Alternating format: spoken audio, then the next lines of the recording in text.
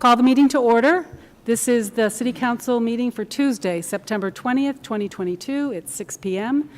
This meeting will be conducted in person in the Sanford City Council chambers and via remote video and teleconference pursuant to 1 MRSA Section 403B2D and Section 6 of the Sanford City Council Rules of Procedure as amended and adopted May 3rd, 2022. Members of the public may join the meeting by phone by dialing 1-929-205-6099 using meeting ID 895-8928-7001 and password 054090 or via computer at the link provided on the city's website. Members of the public may also submit comments via the City of Sanford website at www.sanfordmaine.org under email, City Department, City Council. Please stand and join me in the Pledge of Allegiance.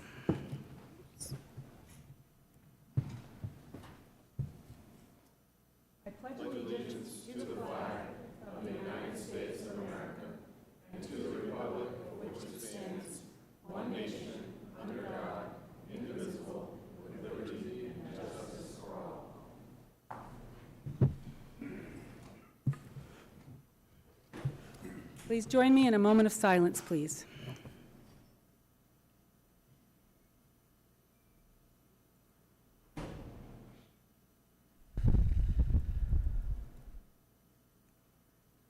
Thank you. First item on the agenda is the roll call. And I will give Councilor Martell 2 minutes to get up so he can answer.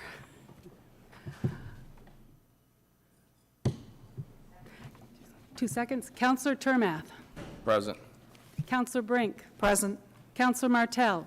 Present. Councilor Hanselman. Present. Councilor Stackpole. Present. Deputy Mayor Herlihy. Present. And I'm Anne Marie Mastracchio, Mayor of the City of Sanford, and this evening we're joined by Stephen Buck, the City Manager, and Larissa Ricketts, the City Manager's Executive Assistant. First item on the agenda are minutes. 22-438-01. Ordered to approve the minutes from the regular City Council meeting held on Tuesday, September 6th, 2022. Do I have a motion to approve? Councilor Hanselman. Madam Mayor, I have a motion to approve with a small amendment. Under the consent agenda section, for some reason, Chris Anderson's S's were lost from his name. a silly adjustment, but for accuracy. Thank you. A spelling error. Thank you. Do I have a second to Councilor Brink? Second. So the motion is to approve with amendments. Motion by Councilor Hanselman, second by Councilor Brink. Any discussion by the council? Seeing none, by a show of hands, all those in favor? That is unanimous. 22-439-01. Ordered to approve the minutes from the executive session of the City Council held on Tuesday, September 6th, 2022. Do I have a motion to approve? Councilor Brink. So moved. Is there a second? Councilor Hanselman. Second. We have a motion and a second. Any discussion by the council? Seeing none, by a show of hands, all those in favor? Motion passes unanimously. Mayor's report, City Council Subcommittee reports. I will begin this evening, and then I know that we have Councilor Hanselman and Councilor Stackpole both have reports. So just don't let me forget and skip on to the City Manager. The Municipal Operations and Property Subcommittee met and all members were present. The committee heard a request by a property owner to vacate a paper street that he is using to access a garage on his property. A paper street is land that is set aside when land is subdivided or developed for possible use as a roadway when and if back lots are developed. This is not a simple decision, and the committee was urged to proceed carefully.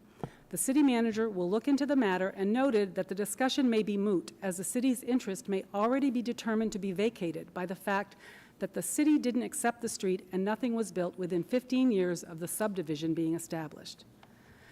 The committee continued a discussion of the Regco property and the dumping of trash in the area. All of the Regco properties, including the mill building, are scheduled for automatic municipal foreclosure in February 2023 due to non-payment of property taxes. Unless the liens are paid off before then, the properties will automatically become city-owned unless the City Council waives foreclosure. The properties are contaminated with toxic heavy metals.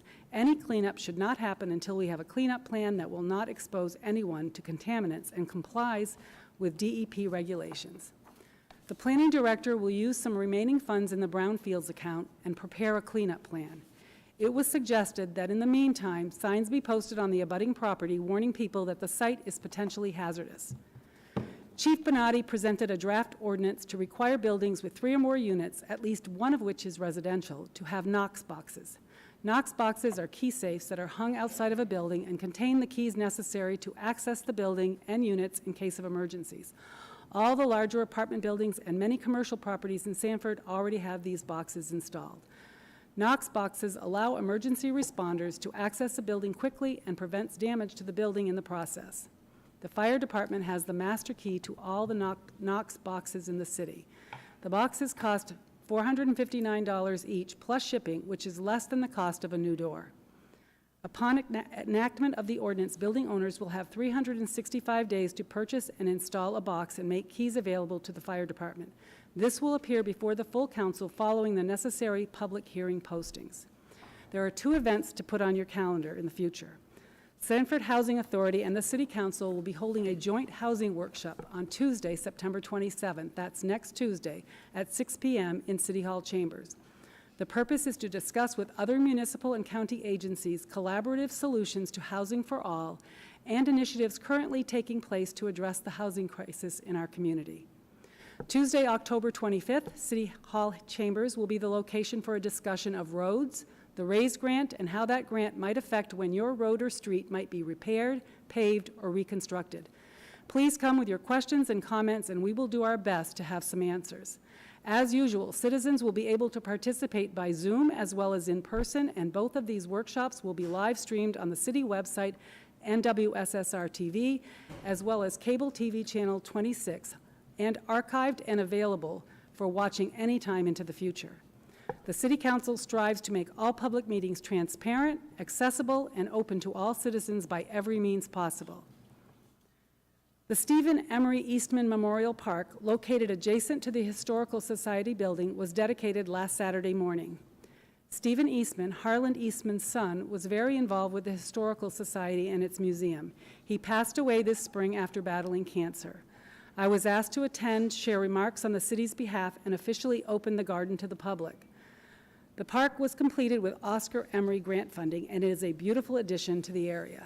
And finally, the deputy mayor and I worked the concession stand at the Sanford Police Association charity softball game Saturday night, along with volunteers from the Mainers. It was a beautifully cool night, and everyone had a lot of fun. And I should just say, she kind of twisted my arm to work with her, but I'm glad she did because it wasn't hot, and it was really a lot of fun.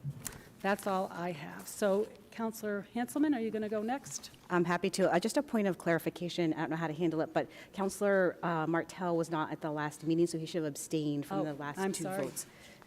He wasn't? Oh, didn't he come late? I thought at the last council meeting, you didn't? The last executive session. That's right. I'm sorry. I missed that.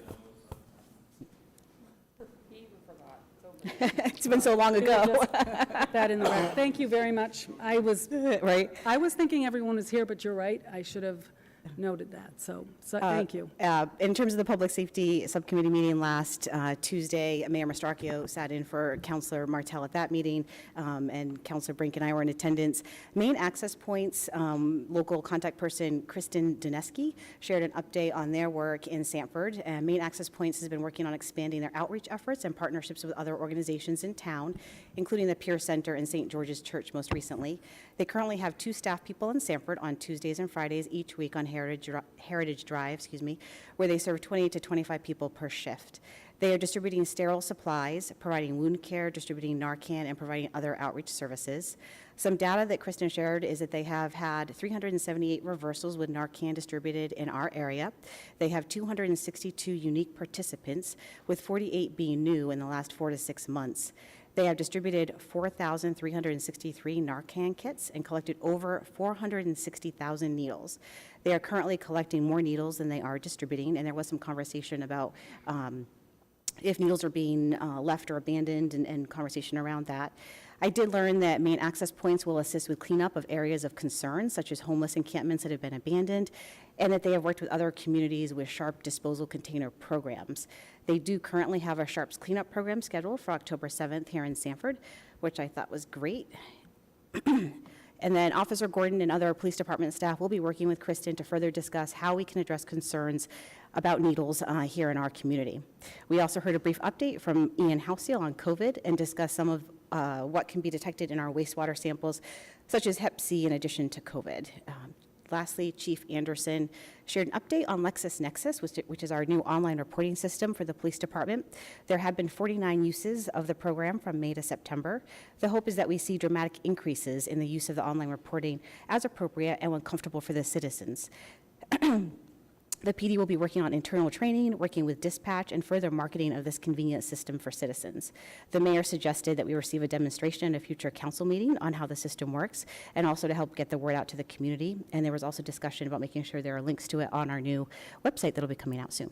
And I believe that was it. Thank you, Councillor Hanselman. Councillor Stackpole? Yes, the Solid Waste Committee met last Tuesday. The first item that, well, let me back up for just a second. We've had some personnel changes up at the debris and municipal recycling area. And when you have new personnel, you have a fresh set of eyes that take a look at things. And as a result, there's been some suggestions for some changes in charges up there. I don't think, and I'm going to turn to the city manager, I don't think I'm going to go through all of the changes and fees. We're going to put something out, are we, on Facebook or something to, because they're numerous, but. We'll be disseminating that information and also bringing it forward for change for council approval. Okay. I mean, for example, it was observed that we needed to charge a fee for the small Coleman propane tanks. And so, though no one was paying a fee, they were bringing them up and dropping them off, I think, in the metal area. So those are the types of things we were looking at that, you know, it cost us $1, so we'll pass that on to the people that need to dispose of those. I'm one of them. And then we had a report from EcoMaine on the results of the surveys they've been doing on curbside single-sort recycling. I think this is something that for the council and even for the public, we're going to work in a presentation at a later city council meeting. But the bottom line is, in all this, of course, we're doing a good job, but we could be doing a better job. And particularly looking at recycling, there was a lengthy discussion about how could we get more people involved in recycling. And there was, as part of the survey, people didn't know what to use for a bin to put their recycling out, which the short answer to that is you can use just about anything. But we discussed getting some new bins, similar, I would think, to the red bins that we had years ago, and making those available to citizens and providing other information on what could be used as a recycling bin. So more to come at a later time.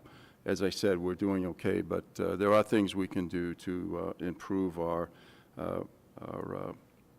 involvement, citizens' involvement in recycling. So that's it. Thank you, Councillor Stackpole. No other subcommittee reports or anything from the council, so I will turn it over to the city manager. Thank you. I have a small number of items to report on this evening. The first is I want to extend positive recognition of Chief Anderson and the Sanford Police Department. I know our community can see the positive response the police department has had under Chief Anderson over the past year. The change in the department and its service delivery in response to the search committee defining both direction and community policing aspirations has moved rapidly forward under Chief Anderson's leadership. In recognition of this new management structure, the command staff, via Deputy Chief Small, submitted a brief to Police Magazine, Law Enforcement Solutions, of the positive initiatives ongoing within the department. Police Magazine just published an article in the September issue recognizing the 2022 Innovative Police Leaders entitled Empowering Officers, Recognizing the Changes in Management Style of Chief Anderson. The article, I've attached a copy to the end of my report, is it is brief, but highlights some of the major initiatives accomplished through Chief Anderson's implementation of decentralized command. Under his management, officers have provided parameters around service deliveries and empowered and engaged in the solutions for service delivery as well as provisions. This has been at the heart of achieving a strong community policing presence and focusing on areas identified by the council and its residents. The article discusses the advent of the decentralized command form of managing the department. It further elaborated on the establishment of the mental health unit and associated partnerships, casting with a cop to better integrate within the community presence, coffee with a cop, and how these types of initiatives are besting the department through engagement and actions. In closing, I'd like to recognize the value of the Citizens Committee that contributed in identifying Chief Anderson as the best fit for our newest chief and what expectations were of that department. But most of all, I want to echo and recognize the positive and well-managed transition through the leadership that Chief Anderson has provided to move our police department in a new and progressive direction. When, as the city manager, the largest element to manage over at the police department is currently the rate of positive change, and keeping that positive change within budget, it is a very, very good position to be in. So thank you, Chief Anderson. I'd also like to give recognition to the Sanford Fire Department. Another strong leader within our city is Chief Bonatti. Last week, the chief hosted the second planning summit to again set direction for the department in adaptation to the current operational needs, perceptions of the future, and how best to serve the city for both fire and EMS services. The day's planning session identified many areas of focus such as training and pathways, modernization of EMS delivery, facilities and needs, mutual aid and regional partnerships, response models, community integration. There was a lot of discussion with the aspirations of paramedicine, but lack of funding is the primary issue in achieving that. Codes and fire marshal integration, data analysis, and recruitment and retention. Although the input was diverse in all areas, there was much convergence and consensus to the means moving forwards. The full report will be completed, and I will bring that back for review and presentation to the City Council. As on the agenda for tonight's council meeting, the Assistance for Firefighter grant in the amount of $174,545 will provide the necessary funding to fully implement and complete the department's training initiatives that was a high focus of the day's planning. Strong recognition was also seen in the summit around the newly created Assistant Fire Chief position focused on EMS provisions as well as training. It was gratifying to see the continued focus in this area as well as the successful award of the grant that stemmed from the leadership initiatives currently within the department. I want to thank Chief Bonatti for his leadership of the department and for implementing the planning summit. It was even more pertinent to capture the value of his leadership through this summit, as at the end, the chief made a public announcement of his intention to retire as of January 12, 2023, after 11 years of service with the city. So I will hold further recognition to be granted later of the chief and his contributions to the city until a later point in time. But again, I want to thank him for his dedication to serving the department and improving operations under his leadership. Opioid settlements. So the city has received its first settlement payment in the amount of $37,789.80 as a filing, as we are filed as a political subdivision of the state of Maine under the multi-jurisdictional lawsuit against opioid manufacturers and distributors. This is the first of at least 20 payments under the first 3 large defendants, with numerous others still pending. I've continued to request an accounting of the remaining estimated payments for this fiscal year as well as the remaining 20. Again, in communications with Shana Sachs, our legal counsel in this matter, who also represents clients in 25 other states. She indicated that she does have that document, but she has not distributed that to me. So I'm still trying to get the degree of magnitude that we expect to get out of these settlements, even on just these first 3 large settlements with others pending, so that I can then come to you as the council and ask for your review and authorization for its expenditure. I'm hoping that it grows to the magnitude that it will sufficiently fund at a minimum, the licensed clinical social worker position within the mental health unit. But I'll have to report that out when I actually receive the information. Website launch, Communications Coordinator, Ms. Wilson, provided the following update. The new website should launch on Wednesday, September 28th. That's next Wednesday. The new website should make the city information more accessible to a wider demographic. We can, in parentheses, in quotes, hide keywords in the back end, which helps people find us on various search engines. I'm sure we're all right. We just know you're right. Yep, our website is built and optimized for mobile devices. The site features and looks will not change when using a mobile device versus your computer. The website has a built-in ADA checker and image alt tags. So not until we went through the training did I realize that any image that we have, any picture on a page that your mouse might scroll across needs to have an alt tag that tells a vision impaired person what that picture is. So that's being built in. Plus, it can translate the content of our entire website into 75 different languages, one click. The website will be evolving after we go live, and that's by purposeful design.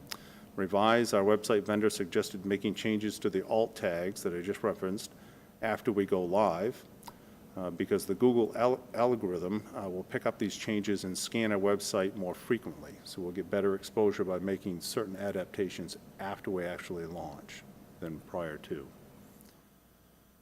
We will use the back-end data to understand the site users' behavior and how we can better optimize their site visits. So that was one of the strong suits of selecting this particular vendor, is they had that technology readily built in, and it wasn't an add-on or another package that we would have to buy. The website has incorporated the new city brand and logos, and new fonts, new color schemes, and the website will feature a new drone video that's been shot for the city, of the city's most iconic spots. And it's a very, very nice video. So just prior to the September 28th date, as we've identified, if there are any identified issues, we'll hold off to the following week. But at this point in time, Ms. Wilson has confidence that we'll be able to launch on Wednesday, the 28th, as previously planned. The last thing that I have is the property tax stabilization for seniors. The assessing department indicated that we now have 609 applications under the program. It continues to grow. This is the newly implemented property tax stabilization for seniors to be implemented for the 2023 property tax year. Any person in our community that is at least 65 years old, a permanent resident of Maine, they have owned a Maine homestead for at least 10 years, and to be eligible for homestead exemption on the property that they're placing in the program. Assessing department requests that if mailing the application, it's actually a requirement, the application must be accompanied with a copy of either your driver's license or your birth certificate for age verification. So they've been receiving applications by mail that is absent that information. So it would save them quite a bit of time if the public is aware of that information. And that's all I have for this evening. Thank you. Thank you, Steve. Communications and presentations. 18-428-01. Annual presentation from the Sanford Housing Authority and the Sanford Land Bank Authority pursuant to 30A MRSA Section 47215 that states that unless the municipality and authority agree otherwise, an authority shall meet at least annually with the legislative body of the municipality for which it is created and by city council order. And I think we're going to have the Sanford Housing Authority first and the Sanford Land Bank Authority second. We actually talked about doing it the other way around. Unless you want to change it, it's your choice. Oh, well, I asked specifically and. Okay, okay. Diane, you okay with that? Being second? Okay, go ahead. Ian Halcyon will be providing the Sanford Land Bank Authority presentation. Thank you. So I'm Ian Halcyon. I'm the Director of Community Development for the city, and I wanted to point out this particular law that requires the local housing authority to present to the city council In addition, and when we set up the land bank, this was put in place to have this report back, and the City Council at the time found that it was important that the land bank also report to the City Council annually as well, for the shared purpose of relation to housing and quality housing. I'm not going to cover or read everything that's in this presentation. This is what I provided to you in the packet. I'll just skip to the next slide here, just to explain briefly about the Land Bank Authority and how it functions. It's really two programs. There are two code enforcement officers and constables that work under the licensing program that regulate housing and also regulate vacant buildings. They're both under the Land Bank Authority, and then in addition to that, the Land Bank Authority operates a $500,000 revolving fund under the Land Bank Commission and makes recommendations to the City Council for dangerous buildings, and also tackles the most difficult land to redevelop, and we can talk about that more. And then report back to the City Council regularly and also annually. I did want to say thank you to all the Land Bank commissioners that have served in the past and serve currently. Anne Marie Mastracchio, Maura Herlihy, Becky Brink currently this year, as well as Rebecca LaPierre, Tim Dumont, Joe Sivany, Nick Rue, and then also with this year, the last, Diane Gary from the Sanford Housing has been sitting on the board in an ex officio capacity, as well as John Carmahalis, our real estate representative, and then I'm staff for that committee. They've done an amazing job over the years. They dutifully show up to once-a-month meetings, and I was looking to see if there was anybody on Zoom to see whether they're in attendance, but I didn't see anybody. But I just wanted to say thank you again for your service. I'm not going to read through this. This is basically what I just explained to you, the duties and purposes of the land bank. And I wanted to hop right into the major purpose of the land bank is value. Value really gets back to the quality of housing that people live in, and it's also the balance of what single-family property owners pay compared to multi-units. And this was specifically from your comprehensive plan back at that time, and it quantified what the impact of depreciation and a lack of investment in your multi-unit stock would yield. And that's what happened, and we are fighting to bring back that value, and we do that through code enforcement. This was the tax balance, so again, it's showing that your single-family stock is picking up most of the value, and I'll talk about that a little bit more. It represents most of the people that live in Sanford, and it also represents most of your value. So what we're seeing in the market this year is the appreciation of the single-family property. There was some movement in the multi-units property, but not to the degree that we see. And I'll point out that the property unit value per dwelling for the multi-units at that time in 2007 was $43,000 per unit. I did provide some material in the packet so you could look up what that is today or currently, and that's a tax assessed value, not necessarily a market. And also at the bottom here, also noting that at the time, we had estimated that there were 110 bank foreclosed properties and abandoned buildings in stock at that time. So we're taking a dent at it at this point. This was the strategies that we employed over the last year. We were following up on the market analysis and the unfulfilled demand for quality housing. You could go to the webpage and look at what the demand for housing is in Sanford and read through that yourself. It's very interesting to see what people are demanding. And then as well, we completed the multi-unit inventory. And that's a big deal. Prior to that, we didn't have an accurate unit count, and that really changed things. And at this point, we're starting to shift this activity of rent seeking and then transitioning to more of a quality housing stock. So we're seeing an appreciation in value and holding it to it. This year, we've completed a full cycle. We were a little bit delayed with COVID and not being able to access dwelling units, and we've started a re-inspection cycle and following up with pending values. We specifically targeted first the 6 to 8 unit buildings. And I'll tell you that tomorrow night we're hearing with the Board of Appeals an appeal of an 8 unit and reviewing the documents and the record earlier this week. I'll say that I was horrified from what I saw. It was 11 Kimball just behind this building.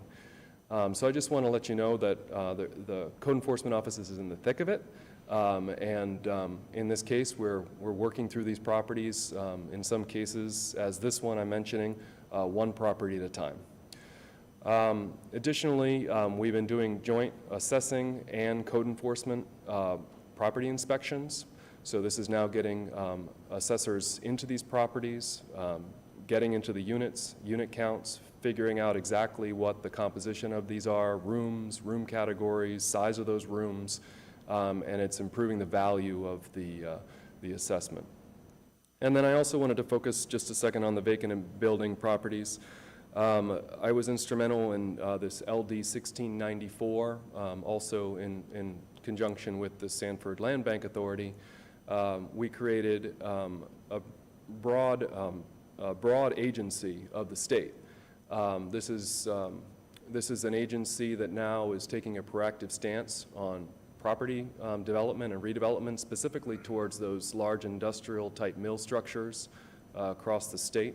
And as well, what it's going to do is bring regulatory reform in brownfields. So that's something that will benefit Sanford in the long run. And then as well, there's some changing laws. So with that bill, there's now an avenue toward expedited foreclosure. So we've talked about this. We'll talk about this again with dangerous buildings. But now it provides a means by which you can short circuit through a municipality this extensive, protracted foreclosure process that takes years and rather than waiting for a building to dissolve. And then additionally, some other provisions related to quiet title. So determinations of abandonment now will potentially yield in this tax cycle a 1-year abandonment, so you can gain quiet title after 1 year. So we haven't seen how these work in practice yet. These are new laws, but we're hopeful. And then also I'll talk a little bit more about redevelopment activities and funding at the end. I'm not going to dwell on this, but I just wanted to give you just a basic composition. So roughly speaking, I just used the raw numbers of 815 or roughly 1,000 properties. Most of those, half of those are roughly in the 2-unit category. And then I also wanted to point out your revenue on the rental housing license and vacant building license. On the vacant building license, you'll see that the actual collections was almost $40,000 over budget. So we manage these abandoned buildings, and you can see the statistics after this, and we're plugging along on the rental housing. And as a matter of fact, we've pulled back a number of the good neighbor credits that we've been putting in place since the inception. And then these are the raw numbers of the rental housing licenses, and I'll tell you that every year, by the time we send out the next bill, we are fully in compliance in the 3+. So units, and I could speak further about the 2 units, but it is a work in progress. And then as well, you can see that, I said we started with 110 estimated, we got down to 94, and then now we're down into the 60 range of these vacant buildings. So we're plugging along, and every time we do one of these dangerous buildings, we get that much closer.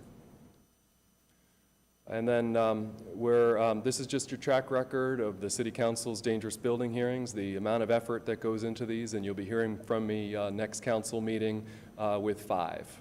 So we'll be undertaking 5 at the next City Council meeting. As far as the revolving loan fund, it's healthy. We have 291 in collection at this point, so we're working through that, and ultimately these either get foreclosed upon and we resell them. We resell them at cost, so we recoup what we lose, or excuse me, we recoup what we spent. And then, so we do have roughly $200,000 available for abatement activity. And I'll say that, in the first cycle of what we've been seeing, we were focusing a lot more on demolition. We're still doing demolitions. We're doing some targeted demolition. For example, you'll be hearing from me later tonight about 18 Winter Street. We're removing garage rather than the full building. We're being more targeted, more surgical. And then we're also seeing a lot more movement. So actually, the last set of dangerous buildings you undertook, they actually prompted the banks to deal with them. And so there was never that opportunity, or we won't call it an opportunity, but there wasn't that opportunity to proceed with an abatement activity. Once you did that dangerous building order, it really shows how effective it is that it prompted that property to be resolved. So that's the hard work of the City Council, the hard work of the Land Bank to move these forward. And so these are the lists of the properties and what we've been doing over the last year. We are seeing some likely maturing liens. We have some foreclosed liens, and that's what I'll say about that at this time. As far as redevelopment goes, on the redevelopment fund front, we have two pots of money now. We applied for a grant, for a community solutions grant. We can use this for housing rehab. We have some properties that we're considering at this time, but we have $150,000 available now for that. And then we also have $300,000 for infill housing. So we do have a request for qualifications that did close, and we're reviewing the applicants at this time to start using those funds to redevelop or develop infill housing at those locations. And then I do want to let you know that we did close on a structural engineering consulting services on an on-call basis today. We did have 3 respondents, which is great. And so this would be just on-call services, and I could speak to that in other cases. But you asked for some just examples. 10 Brook Street is a good example of a property that was sold to an abutter. That's how it looked before, and this is how it looks now. 2 Sherburne Street, this was a property that was tax acquired years ago. We demolished the property, removed the asbestos, and now it has 2 properties on that lot, 2 separate properties. It was subdivided, and who would have thought that, or not necessarily who would have thought, but the things have changed, that this is now Tangway Street in the vicinity of Island Avenue, that these properties would be here. And then also 21 Sherburne Street. So through the land bank, we were able to gain title to this property, and it's now redeveloped, and a new homeowner living here, where previously it sat vacant for years. And then also 13 State Street. We could talk about this more, the partnerships. You know, I'd be remiss, and I think I already am, of not mentioning the Housing Authority and our working relationship. And how we've done this. This was a property that we thought we could rehab, but after getting into it, it was determined that by the Housing Authority that it was better just to rebuild here. So this was rebuilt, and we're thrilled, and it seems to be catalyzing the neighborhood. I did include in your packet, I'm not going to dwell on these, but I did include a large amount of data here. This is the multi-unit classifications for you to review, and if the public wants to take a look, but that's there. And then as well, I do provide a list of everybody who is currently non-compliant. So if you see your name on that list, call the Code Enforcement Office and get yourself into compliant right quick. And then also a list of all the vacant and abandoned properties. And I will take any questions, or if you want to wait until later. Thank you, Ian. No, we would probably ask any questions if there were now. Just raise your hand and I'll call on you if you have a question. I don't see any.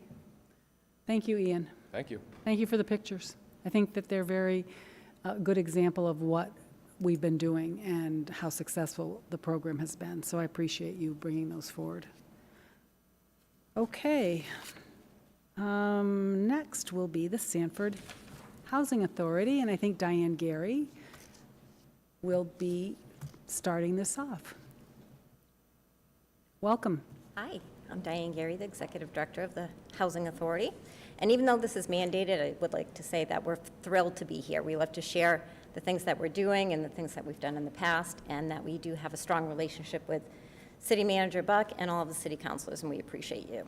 So I'm going to introduce Kim LaChance, our board chair, to start this off. Good evening, everyone. Welcome. And we're really glad to be here. So I do want to thank the leadership of the City of Sanford and the council for giving us this opportunity every year. And I have to say, it's great to be here in person. Anywhere, be in person. The Sanford Housing Authority is an organization that has been built upon the strength, the determination, and desire by its staff members and Board of Commissioners since 1965. The trust given to each of us by the federal government and to make continuous, well-thought-out and planned efforts 24 hours a day, 7 days a week to provide safe, clean, affordable housing to the residents of our community is of enormous magnitude, and we take it very seriously. The positive impact of many of the processes, policies, and procedures that we create provide stability and continuity in everything we do, and that's something we're very proud of. Critical thinking skills, planned choices, and workflows that have to cash flow. Many people don't think of it this way, but it's just like running a business. But at the end of all of our work, the product, as some would say, is most incredible. To me personally, truly a gift to be able to give. The Sanford Housing Authority creates and supports humanity, respect, and the giving of a life that may have not been possible without a proper home to live in. A life that can be well lived and one that has the opportunity to make a difference for family, neighbors, and for our community. A gift for someone to be the best they can be because they are in a place and environment that is caring and supportive, but also with the expectations of accountability and gratitude. We are proud to consider how many lives that we've had a positive impact on and helped in numerous ways since 1965. I am proud of the high standards that we have continually created and the positive results that have come from them, exceeding expectations with a 95% or more in all of our audits from finance to buildings, creates more opportunities for us to continually expand and grow our mission. My name is Kim LaChance, as you already know. I'm the chairman of the board of the Sanford Housing Authority, and I have been on the Board of Commissioners for 20 years. I am the administration coordinator at the Sanford campus of Southern Maine Healthcare and Maine Health. And at this time, I would like to introduce our Board of Commissioners and thank them for their sincere interest in all that we do and what it takes to make it happen. We have a solid and most dedicated group of individuals who generously give of their time and talent to the Sanford Housing Authority. Not everyone is here, but please listen to their names and give them thanks, because I can't tell you how much of time and energy that they give to this organization. Mike Jean, Board Vice Chair, VP's Loan Officer at Saco at Bedford Savings. Glenn Dowie, Commissioner, Retired Human Resource Specialist. Rebecca Ames, Commissioner, Project Manager and Interior Designer at CWS Architecture and Interior Design. Pamela Buck, Commissioner, Human Resources and Outreach Director at York County Shelter Programs. Arlene Townsend, Commissioner, Tenant Representative. And George Little, Commissioner, Public Housing Representative. I give a warm thanks from my own self to all of them. And a special thanks to our Executive Director, Diane Gary, and each of the staff of the Sanford Housing Authority. Their passion for their work not only shows in the spreadsheets, but on the smiles of many children, parents, young adults, and seniors who live in our midst. Our board and staff are more than pleased to now be working on and implementing our plan for the next 50 years. It hardly seems possible. Our development corp group is active and in various planning stages, and hardly seems possible again, but the years of success, growth, and a respect for our federal funding and what we can do to make the most and best of it have brought us to this place.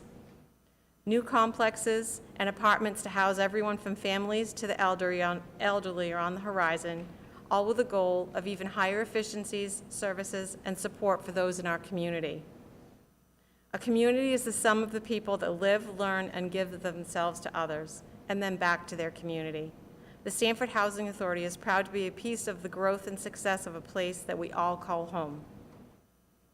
I am proud of the work we are doing each and every day, and within that scope of work comes a sense of making all of us that live here in Sanford and Springvale feel a sense of belonging and of a bright future ahead for all of us. Thank you. At this time, I would like to introduce Randy Levangie, our Maintenance and IT Director, and Julie Maycomer, our Housing Director.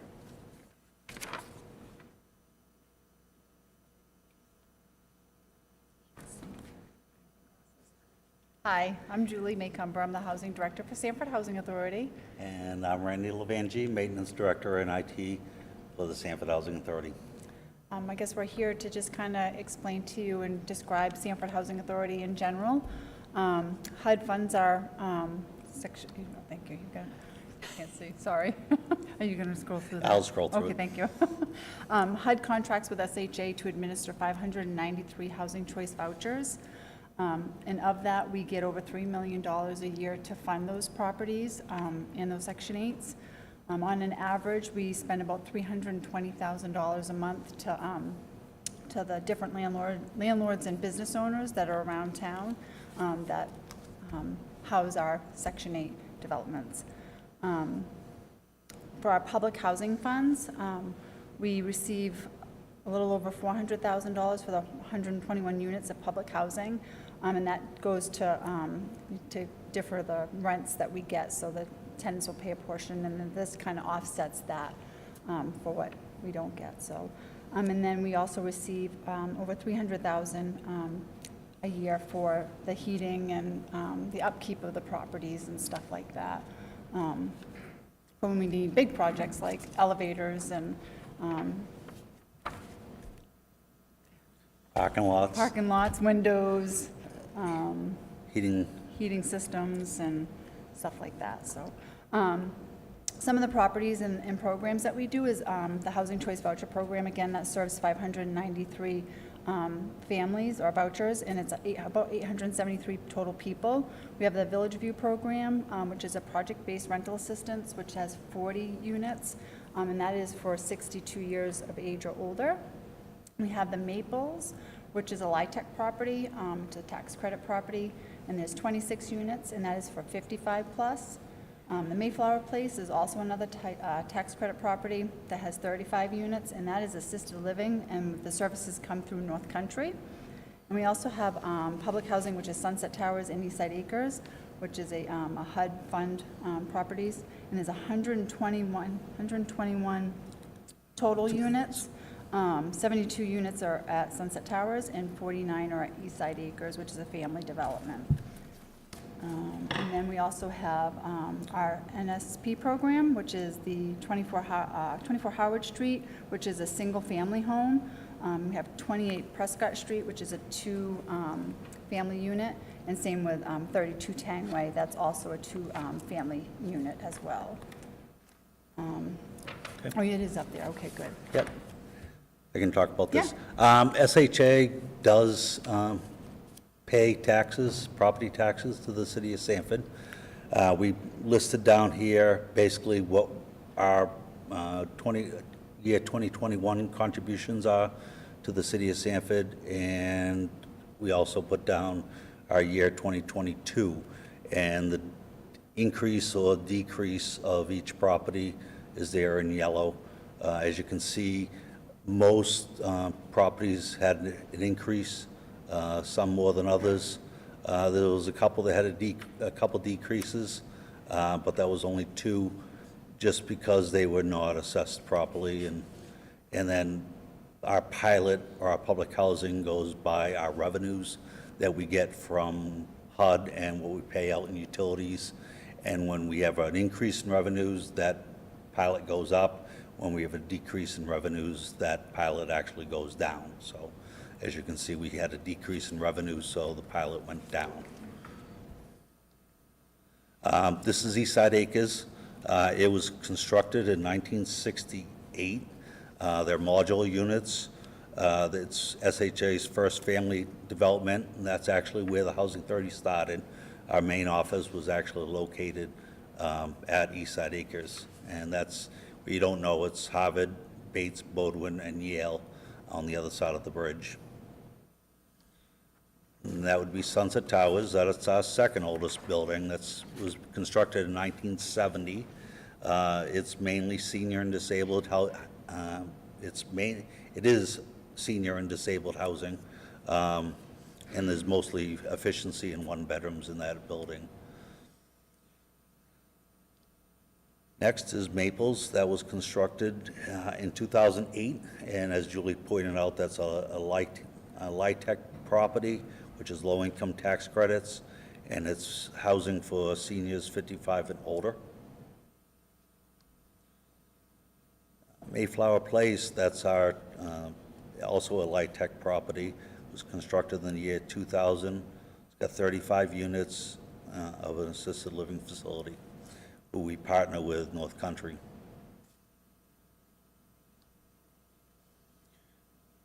Village View, that was built in 1978. That's built in Springville on Pleasant Street.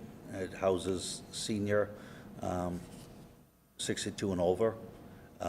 It's a project-based rental assistance through Maine Housing and HUD, and it consists of 1 and 2 bedrooms. Some of the demographics that we serve for our area is about 31% are male, 69% are female. Total served is 832, and of that, about 199 are children.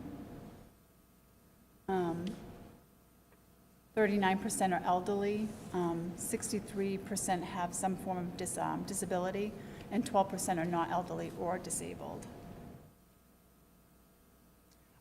We do have a waiting list for Sanford Housing Authority, so anyone applying, their wait time can be anywhere between 3 to 5 years, depending what they're applying for. We do have a point system that begin with 300 points that they're awarded, and then additional points if they're a veteran, if they're employed, if they're disabled, elderly, or doing a education or training program. So we do screen all of our applicants that come through and come up on our waiting list. Sometimes we do landlord references if it's for our own properties. We do check their income to make sure they income qualify. We do criminal backgrounds, conduct credit checks, and they can be denied for repeated arrest or convictions. And they must be denied if they're a lifetime sex offender or a conviction of sale and manufacturers of methamphetamines.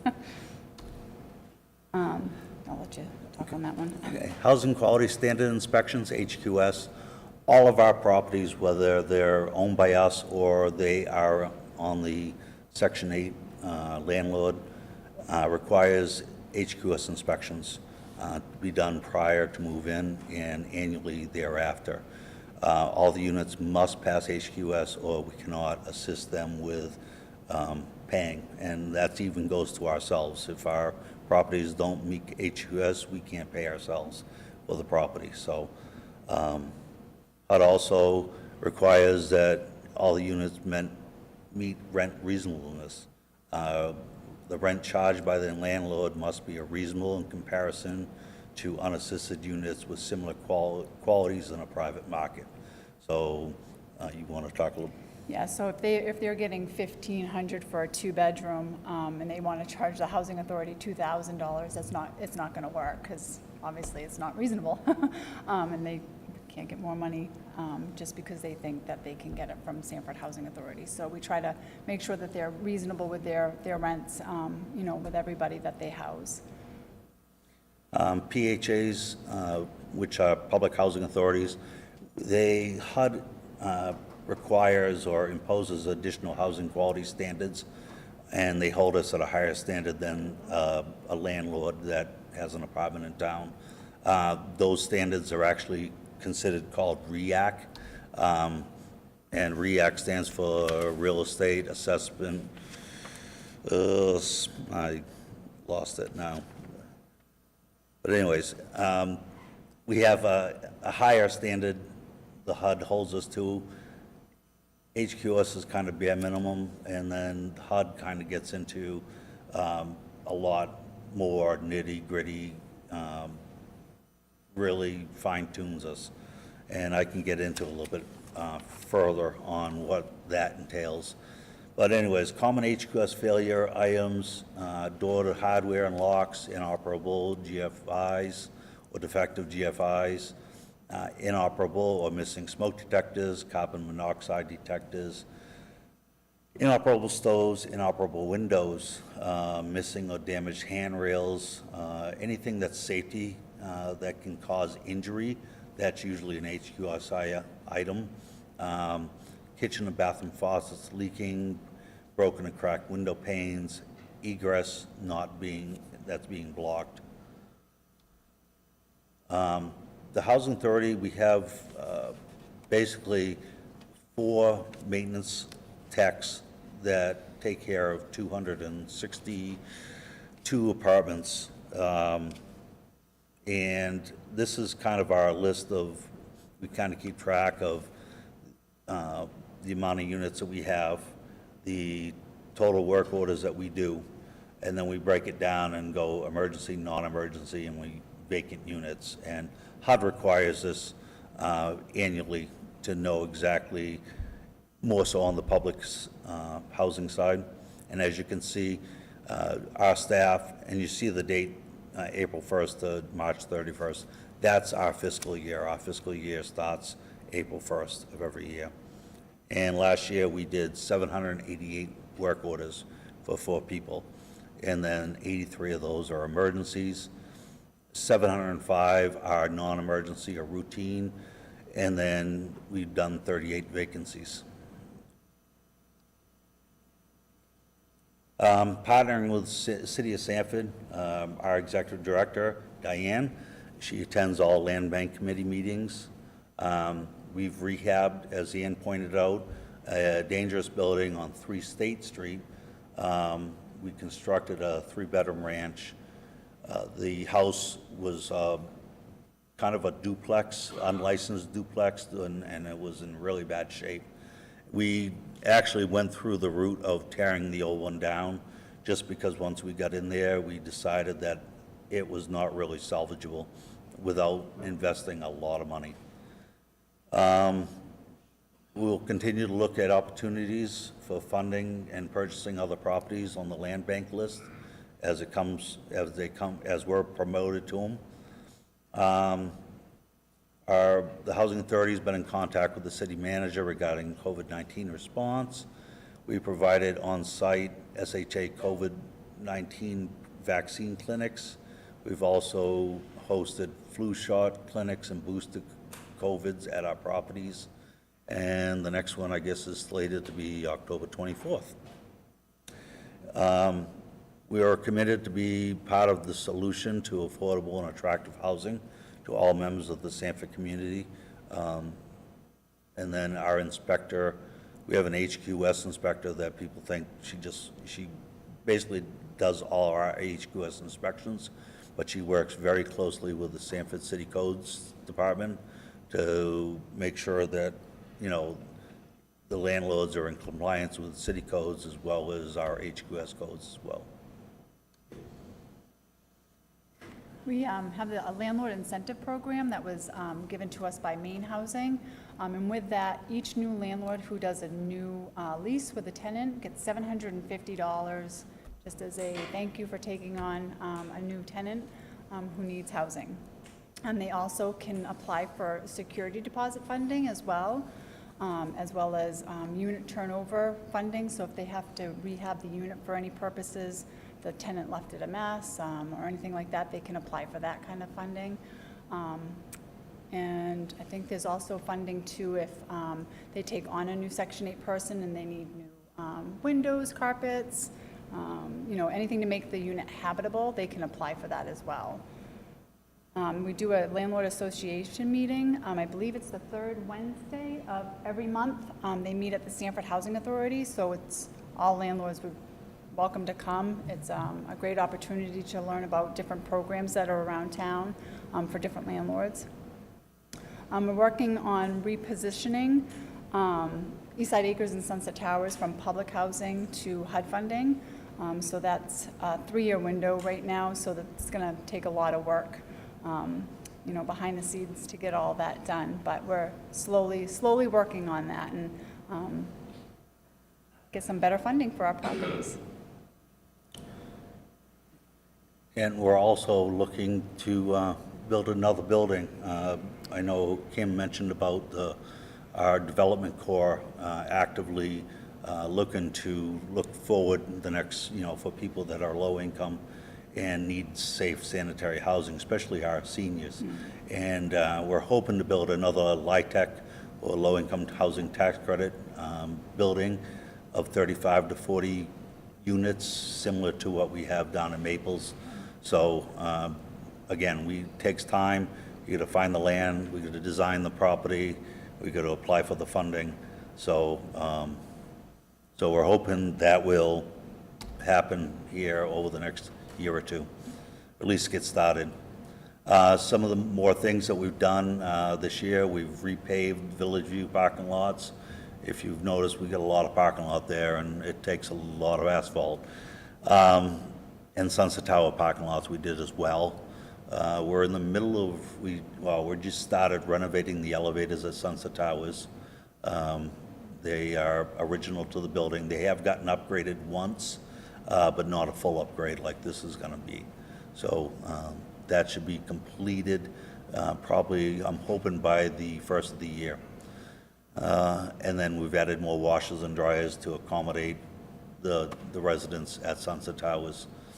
And we're looking at, as well as Sanford, we're looking at updating our website just to make it more user-friendly, maybe have more stuff accessible through the internet that people can get from us. And then I talked about REACT, which is a HUD inspection. It happens everywhere, anywhere from 2 to 3 years. HUD will come out with contractors this year. HUD decided to come out themselves from Boston to inspect our public housing properties. And we actually scored a 95.5 out of 100, which is pretty remarkable. And I owe it all to my maintenance staff. I mean, they did a really fantastic job. And to end this, there's just some housing sources and housing information if anyone wants them. Learn a little bit more about what we do and the requirements that we have against us and with us. Thank you very much. Thank you. Diane, do you mind just coming up just for a couple of questions? I mean, you guys can stay too, but I just have a couple, and the counselors might as well. I'm just going to begin. I just want to make sure that everybody understands that you don't just serve Sanford and Springvale. That's right. That there are surrounding communities, Alfred, Kennebunk, Lebanon, North Berwick, Wells, Shapley, and Acton. Yep. Yes. So you are, perform broader functions than what you just do for our community. Correct. That's So right. I just wanted to make that. That's specifically for our voucher program, too, that if you have a voucher, you can go actually anywhere in the country that you want, but specifically, we serve those 9 different towns. So then my question relates to that, because I was wondering what the benefit is to the Sanford Housing Authority and residents or people that, live in those, or just the general community, in a repositioning from public housing to a voucher program. So 2 different things. For the tenant, it actually gives them a choice. So now they're going to hold their own voucher, so that if they want to move to one of those different communities that we serve, they can. So this isn't just for Sunset Tower, it's also for Eastside Acre, a family development. So if they're looking to want to live in Acton, they could move to Acton with this voucher. And that gives us opportunity to serve more people as well. So it's really beneficial to our community in that aspect. And then as far as the housing authority, once we reposition to vouchers, it gives us much better cash flow. It gives us an opportunity to really work on renovations and repairs of those buildings, because as it stands now, everyone thinks, oh, wow, you got $366,000 in grant money. Well, the elevators alone are going to cost about $600,000. So, and that's just for Sunset Tower. That gives us no money left over for Eastside Acres to do any major repairs on really old buildings. So it benefits the housing authority, it benefits the people that we serve, and it benefits our community to reposition. Well, thank you for that Yeah, explanation. thanks for that question. I appreciate it. Counselor, Deputy Mayor Herlihy. Just a follow-up to that one. So do you anticipate having a real estate-owned arm and keeping those properties? Because most of the Say vouchers that again, Maureen. most of the vouchers are privately owned typically. Yes. So do you anticipate keeping your ownership in a real estate subcategory, of those Yes. properties? Okay. Yes, in our development core. Okay, thank you. Yeah. Counselor Brink. I have a question and a couple of comments. Eastside Acres being the oldest facility, is there a plan, I know buildings age out. Is there a plan in the future to replace those? And what happens to the people who live there during the time that we need to replace those? Yeah, so that's part of the repositioning plan as well, which will take about 5 years. But what we'll do is we'll reposition, kind of catch our breath, because it's quite a process that you have to go through, make sure that our tenants that live there have a chance to catch their breath and really explore where they want to go. And then through attrition, as people leave, we'll kind of consolidate people into the right housed units, and then we can look at renovating, demoing, mixed financing housing, so that it really, it's our opportunity as a city also to really look at that area and really revitalize it, help it to thrive, and not just put all people who are in the same demographic into one area, because it's stigmatizing at times as well, right? When you know, what they call it, the projects. Well, it's East Side, it's not the projects. Do you know what I mean? It's not. Absolutely. They're wonderful people, wonderful families, children that do really well there. We have a number of our folks that live at Eastside Acres. Their children have gone on to college. They do wonderful things. It's great opportunities, but we also want to make sure that we're providing that continuum of housing for everyone. Does that answer your question? Yes. Questions from other Excellent. counselors? I Oh, had go two ahead. Oh, I'm sorry. Go ahead. I really appreciate, after being a past school administrator here and dealing with hundreds of children every year, I appreciate the background checks that you do, because some of these kids are very easy to prey upon. And knowing that you do that check, that's fantastic. So thank you very much. And I'd like to make a comment about the Land Bank and the Housing Authority. Hopefully, there were enough people out there watching what was happening tonight to see both organizations. And I know you're both very collaborative with one another, seeing as I'm on one of them. I really appreciate all the work that both those organizations do. And it is so amazing what is happening here in Sanford. The number of, I mean, we saw the number of buildings that have to be torn down and then something else is done, you know, in their place. Years ago, that didn't happen. So the things that are happening now in Sanford, I hope people are aware and very proud of both organizations, because you are changing the face of Sanford by what you do. And I am so proud to, first of all, be a part of the Land Bank. I used to be a part of your group years and years ago, and it is amazing. So thank you, both groups, very much for what you do. Thank you, Counselor Brink. Hands for anybody that would like to speak? Counselor Termath?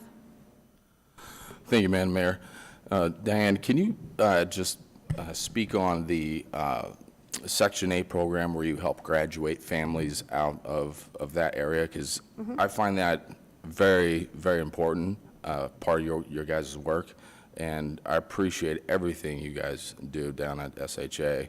It's a thankless job, and you know, this little piece right here, I think this is the cherry on top. So, Yes, so when someone receives a Section 8 voucher, it's income-based, right? That's kind of the bottom line, that you have to be income-based to get a voucher. So that's why there's some people, as you notice on the slide, that aren't disabled or elderly. It's because their income doesn't meet the requirement for them to be able to pay their own rent.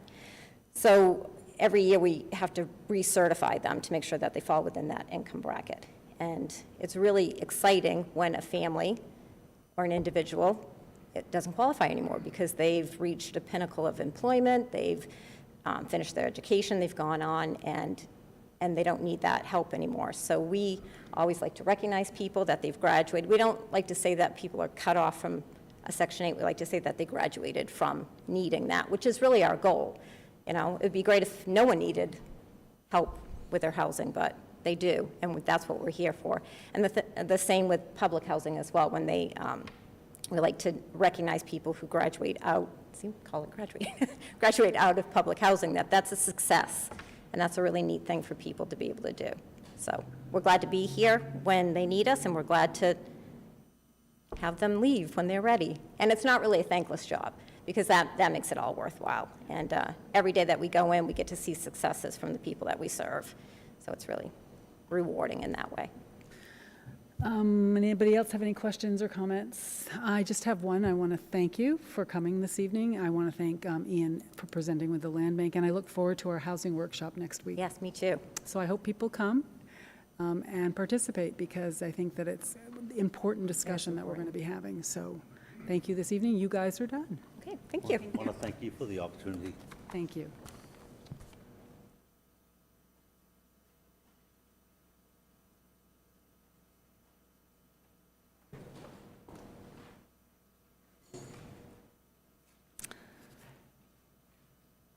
Next item on the agenda is public participation for items that are not on the agenda. And I see the city manager has a list that he will hand to me. And I will just remind people that this is an opportunity to speak on anything that's not on the agenda. You'll have 5 minutes max, and there is usually no back and forth. Anything that's said, usually city manager makes notes if there's something that has to be done, but we appreciate everyone's comments. First name on the list is Jim Diamond.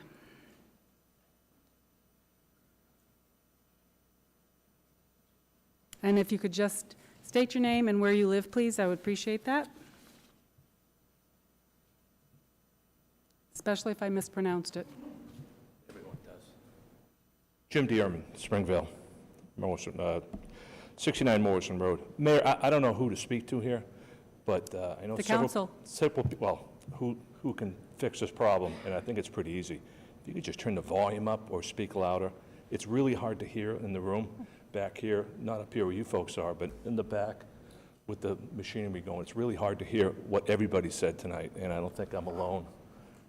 People had a problem, so if we could crank the volume up, I'd appreciate it. I will tell you that one of the difficult things, we will move forward a little bit closer, but if you go too close, it's way too Yeah. loud at home. So we try to find that That's sweet spot. There you go. Thank you. So if you could, I will look to you, and if there's a place where it's going good, let me know, and if it's not, thumbs down, okay? I will watch you back there. How's that? Okay, Mayor, thank you. You're welcome. That was it? Okay. Next on the list. Sorry, I don't know how to pronounce your last name, but I know the last name is Mr. Iliadis. So if you don't mind, and you can pronounce your first name, because I just don't like to mispronounce things, and tell us where you live, please. Good evening, folks. My name is Zacharias Iliadis, 824 Main Street in Sanford. And I wasn't prepared for this, but I just figured that I'd share a few concerns about a lot of the loss to the city's heritage on Main Street, particularly my neighborhood, and as well as a lot of historical trees have been lost in the city. As you know, I'm a history buff, and I want to say that a lot of the important history in architecture is situated right on Main Street in Sanford. And that is the best impression of the city, and for people that are coming in and people who are wanting to appreciate the city. Since living in Sanford since 2016, I'm not a public speaker, but I'll do my best. I've seen a considerable loss of architecture and character to a lot of the buildings on Main Street, and it seems to be that investors are coming in and able to, do what they're wanting to do, but I'm not seeing that there's the right amount or design reviews being done to allow for some of this, construction that they're doing. So there is a property across Hannaford's, which is in the zoning of the, for the design review, and they've knocked off a whole entire, vintage style farmer's porch with the fan windows. And it looks like the owner is putting in a small landing of steps. I was fortunate, he gave me all the windows and I have them, but I did look at the porch, there wasn't any rot. The owner said that there was rot. And so that building has lost its character. The buildings next to the Cumberland Farms gas station, they've shortened the windows and they're putting in shorter windows, and the additions are not look that they're period appropriate. It just seems to be like there's a lot of investors coming in and they're taking away the character of Main Street. And Main Street is the best impression to the city, and the city is losing its respect, its beauty, its character, and that's not going to, at the end, attract the right amount of respect back into the city. So I personally myself like visiting places like Kennebunk, Newburyport, Portsmouth. I like to feel a sense of the past. I like to see architecture. I like to see heritage. I like to see beautiful things. I like to feel and like to see that for Sanford, but if it's not going to improve, I may have to move somewhere where I feel that I can continuously want to appreciate and see preservation and beauty. And it's hard to speak with a mask, I'm sorry. You're doing fine. Can everybody hear him? They saying yes, they're getting thumbs up, so go ahead. Got a couple more So minutes. again, yeah, Sanford, of course, looking at Main Street, it was a big booming city, great architecture. It was a place back in its day. I think it's important to keep that outlook, that respect going forward, and try to preserve it. And, you know, I've seen the project on State Street. A lot of those homes are from the 18th, 19th century, and there's this ranch-style new construction. I'm not sure that that would fall under proper design review. I think there needs to be more effort when constructing new construction, that it has to be close attention and research to the surrounding structures to flow through and maintain that respect, integrity, and character of those neighborhoods, historical neighborhoods. So, Thank you for your comments. you're very welcome. And the last person on the list, and he's already on his way up, is Hazen Carpenter. You're looking good tonight, Mr. Carpenter. Couldn't hear me, could he? That's okay, I love it when they can't hear us. Madam Stracchio, Yes, City Manager Buck, members of the council, and citizens of Sanford. Can you hear me all right? yes, we can. Thank you. We are all very pleased that the Veterans Memorial Gymnasium will be used and managed by the Sanford Parks and Rec. The Memorial Gymnasium has a long 72-year history. Much could be told about what all happened and of the many functions and activities it has served. In light of all this, I want to give you a quick history. After World War II, many citizens of Sanford and Springvale wanted a gymnasium. They came together, formed a committee, started a campaign, and raised money for a veterans memorial. They raised over $300,000 from local funds. I want to recognize that committee because it's very important. Chairman was George Willard. There was Frank Clark, Raymond Lord, Robert McCann, Arthur Kerrigan, and Thomas Munier. Eventually, the town committed $150,000 to make it all happen, and the gym was completed in 1949 and dedicated in 1950. Imagine $450,000 72 years ago. That was a lot of money to raise. That gym was built for $450,000. It was known as one of the best in New England at that time. Age took its toll on the gym because it was not being maintained. My company used to volunteer, and every year we would go inspect the school buildings in the early 80s and late 80s and early 90s for standards, integrity, and maintenance. We continually reported poor conditions at the gym, but nothing was done. I complained enough, I guess, to then Chairman Board of Selectmen Faith Ballinger, and she finally said, do something about it. Long story short, I formed a committee. We spoke at the school board to no avail. We went over to Selectmen, then William Roberts, chair, and the town manager at that time was Jack Webb. They accepted our challenge and our proposal. First, we did an engineering study, and we revealed there was much more than we had ever seen as far as exterior, many interior problems. I could tell you all about it sometime. Second, we got plans and specifications for the project. Third, we put the project out to bid. And fourth, we supervised the completion of the construction and the entire renovation, our committee. The town floated a bond for $1.5 million in 1999, and we received a generous contribution from the Gertrude and Jeunesse Fund to help us on that project.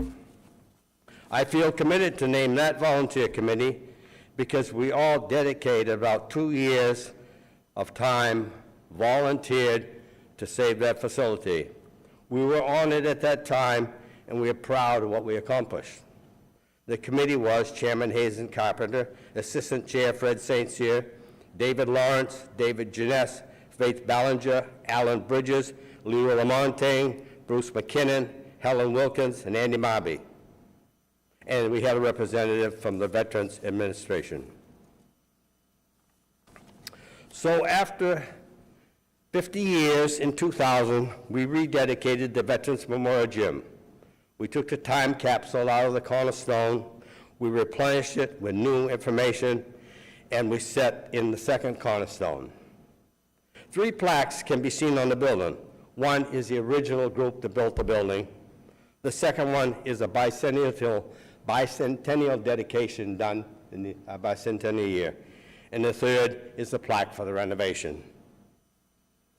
I won't be here in 2050, as you know, but I have challenged my grandchildren, and I will challenge anyone else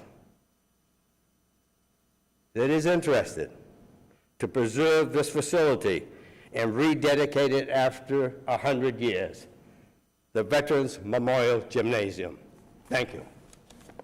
Thank you, Hazen, and I really appreciate it. Actually, I think Councilor Stackpole and I were actually on the school board when that happened, and I personally was really happy that that group formed and was able to do that because, as we know, a lot of times when budgets gets passed, infrastructure and capital improvements go by the board in lieu of raising taxes. So maybe I think that this council understands the importance of that building, and we want it used as the community center that it deserves to be. So I can tell you, as long as I'm around anywhere involved in anything in the community, I will press for maintenance and improvements in that building, anything that's needed, and I think this council feels the same way. We're happy to have it back in our hands.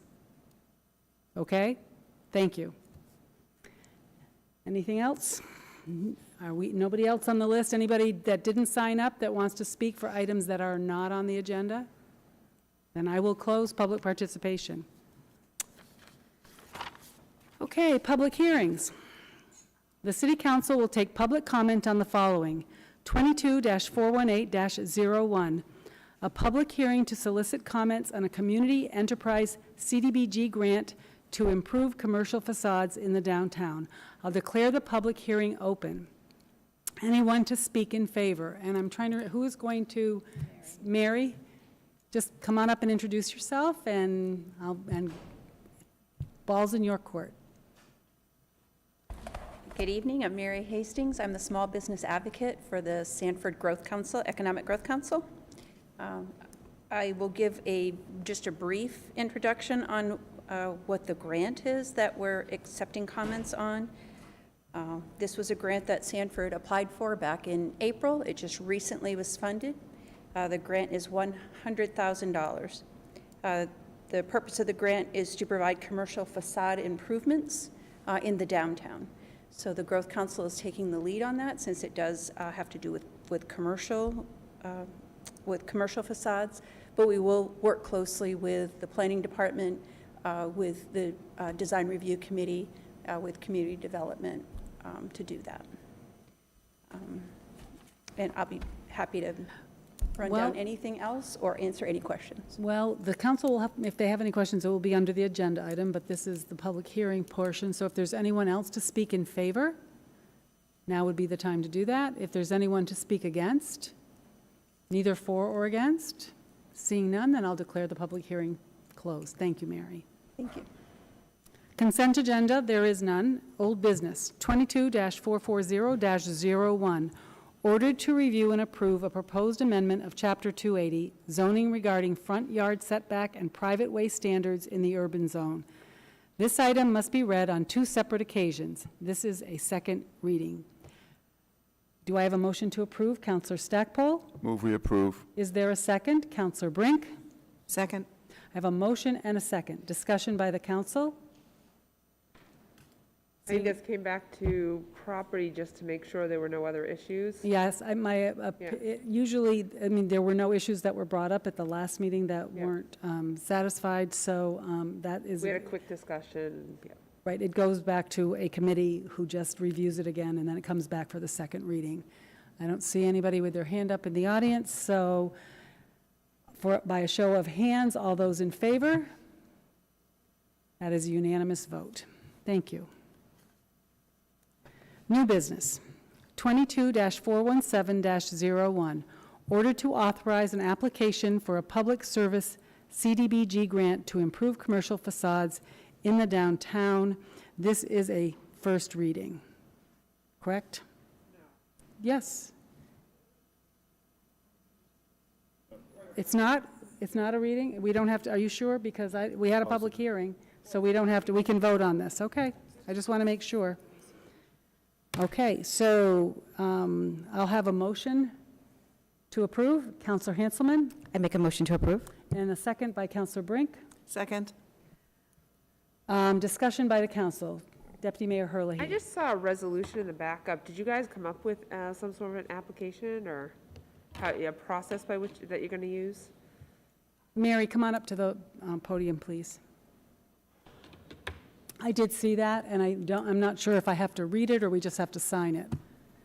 Well, there's a resolution in here, but you mentioned an application in the order that you're asking us to approve, so. Well, this is actually the second time that we've had a public hearing on this because the application was actually turned down, and then we asked. So it's our application to the state, okay. To the state. And then we asked the Office of Community Development to look at it again.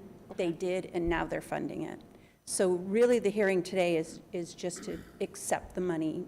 Okay. You know, it's just for the council to accept the money in. Okay, perfect. So you don't need the resolution or anything, we just need a vote by the council? We just need a vote by the council, correct? Thank you. Correct, okay. So the vote by the council would be to authorize the resolution that's in your packet. By authorizing that, your signatures will go on that this evening, and then Mary will submit that to DECD. That is actually it's a resolution, but it's actually the application to DECD to accept the funds and then have those funds administered through the city. Deputy Mayor Herlihy? So I remember you had some people interested. Are you going to have some sort of an application process, or is it default to the ones who had a? It does not default to the folks that initially gave us letters of blight. We needed that in order to even apply for this facade grant. You're going to have the opportunity to look but at strong applications for good. Correct. We're going to form a committee. We have community members, some members from Friends of Downtown, you know, of course, a couple of city leaders as well. It's a well-rounded group. We will run an ad for people to apply and then score those as they come in. It can be open to anyone in the downtown that is commercial building. So the wording of the order is correct and will comply with all the requirements. Thank you. So we have a motion and a second. Any more discussion by the council or anyone in the audience? Seeing none, by a show of hands, all those in favor? That is a unanimous vote. Thank you. Thank you, Mary. 22-432-01. Order to accept a grant award for Goodall Brook Phase 3, a U.S. EPA 319 grant program with Maine DEP and York County Soil and Water Conservation District. We'll have an explanation of this first. Who's doing this, Steve? Matthew Hill, our Public Works Director, will present on that this evening. I see that hand up, Matt. Go ahead. Good evening. Thank you. Yes, so our partnership again with the York County Soil and Water Conservation District and Maine DEP has led to a third round of grant funding. This all stems from the Goodall-Brook Watershed Management Plan, which was approved and ratified by the council previously. As part of the plan, there's multiple aspects to increase water quality throughout the Goodall-Brook watershed. For those of you who aren't familiar with it, it comes off of Mount Hope down through urban neighborhoods beneath Route 202, right down by Goodall Park, and then makes its way down to the Bonnie Bag Lake. So we've got several partners we're working with. Of course, I mentioned the City of Sanford, York County Soil and Water Conservation District, Maine DEP, US EPA, that's the 319 grant program, the Bonnie Bag Lake Association, the Sanford Sewage District, and the Sanford High School. So we continue to do water quality projects along this water body, and this grant has several tasks associated with it. Obviously, there's the administration, the steering committee, best management practice installations at non-point source sites along the stream, education and outreach throughout the community on what we're doing and why we're cleaning up the stream, water quality monitoring as well. We've also programmed in some pollutant load reduction estimates, and some testing will follow that. So those the deliverables will be shown as part of the grant. I'm acting as the project coordinator. The project budget, the grant is $61,870, and the non-federal match is $81,185 for a total project cost of $143,055. Some of that non-federal match is in time and labor, equipment time, and meeting time of city personnel, and it is not straight dollars. So those have been programmed in there. York County Soil and Water Conservation District was kind enough to submit this grant on our behalf. We continue having a very good working relationship, getting these projects done year after year, and increasing the quality of the water in Goodall Brook, which is an urban stream, essentially. It carries a lot of closed system drainage from our neighborhoods, and it can always use to help. So Maine DEP identified that early on through this monitoring program, through this the Goodall Brook Watershed Management Plan, and we've been following through. So that's what's before you tonight. Thank you, Matt. Before we have discussion by the council, can I have a motion to approve, please? Councillor Hanselman? I'd like to make a motion to approve. Councillor Brink? Second. I have a motion and a second. Discussion by the council or questions of Director Hill? I don't see any hands up. We did have this at Property Subcommittee, and it was forwarded with the consensus of the subcommittee. So seeing no discussion, all those in favor by a show of hands? That is a unanimous vote. Thank you. Thank you, Matt. 22-430-01, order to review the proposed rental fees for Memorial Gym. Brady, I see you on there. Okay, I'm going to turn it over to you. All right. I'm going to first start off just by reading the rental fees of the different spaces within Memorial Gym and what we are looking for a resident versus non-resident cost per hour. The full gym, we are looking for $60 for residents, $100 for non-residents. Half gym, $40 for residents, $70 for non-residents. Cafeteria, $50 for residents, $75 for non-residents. Stage, $40 for residents, $70 for non-residents.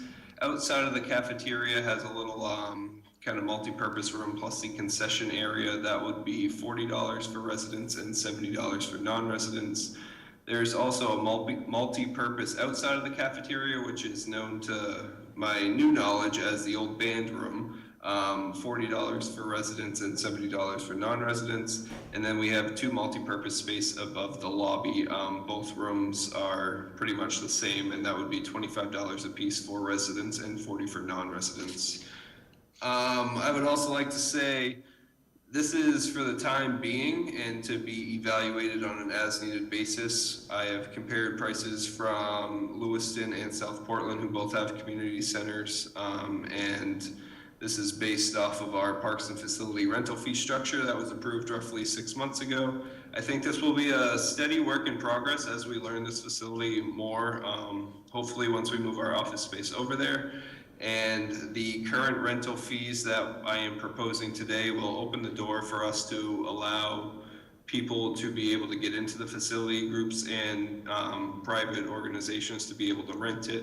And if our costs do change in the future, anything that is reserved now, or obviously not now, but tomorrow going forward, would be honored because that is the current fee structure.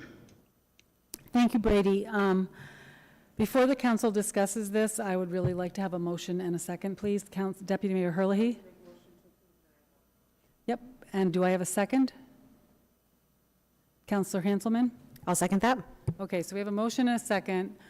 Brady, just stay there because I know we're going to have I have a few questions. I will start with the Deputy Mayor. So my comment was, so when you wrote the cafeteria, and you and I discussed this obviously at Property Subcommittee, and I know I'm going to try to make the meeting with you and Michelle McCarthy tomorrow at the cafeteria area. I'm assuming that doesn't mean the kitchen at this point, because the kitchen is going to be a totally different discussion, correct? Correct. Because you wouldn't want Correct. them using the kitchen and have the cleaning costs associated with that. Okay, that was my big question. It's just the use of the space. Okay. So can I just follow up on that? So the kitchen is then fully vacated by the school department? As from what I heard last week, as of next Monday, everything should be out. Okay. So so this is, I just want to make sure everybody understands, these are hourly fees. And when you say the whole gym, what does that mean? Does that mean the stage that's in the gym? I mean, no, it does not. So it is literally pick those pieces and you'd have to pick them all, decide which ones you want to use. The full gym difference and the half gym difference would be if you were looking to have a full court basketball practice compared to having somebody else potentially practicing in there with you, running the short way, side to side compared to length like the high school used to play. Okay, one other question. I don't see a custodial service charge on here, and I don't know that I would want somebody signing a contract where we don't have that on the contract. At this point, we don't have any custodial services at Memorial Gym. I met with Steve yesterday. I'm in the process of coordinating with Matt Nelson about potentially, Steve, correct me if I'm wrong, but potentially coordinating with the school and using what they have over at Willard to help us out for the time being, and then hopefully budget in the future for outsourced contracted services. Right, but I just think it needs to be in the contract that they are responsible for custodial services. And I'm really looking for the council to weigh in on this. Councilor Brink? We also spoke about that at the subcommittee level, and we wanted that in there. So knowing that the schools had a custodial cost for renting that. Right. So you can't they can't go in, you can't expect him to go in and clean the building. And if we let the building go and we don't constantly clean up after people, then it gets really bad.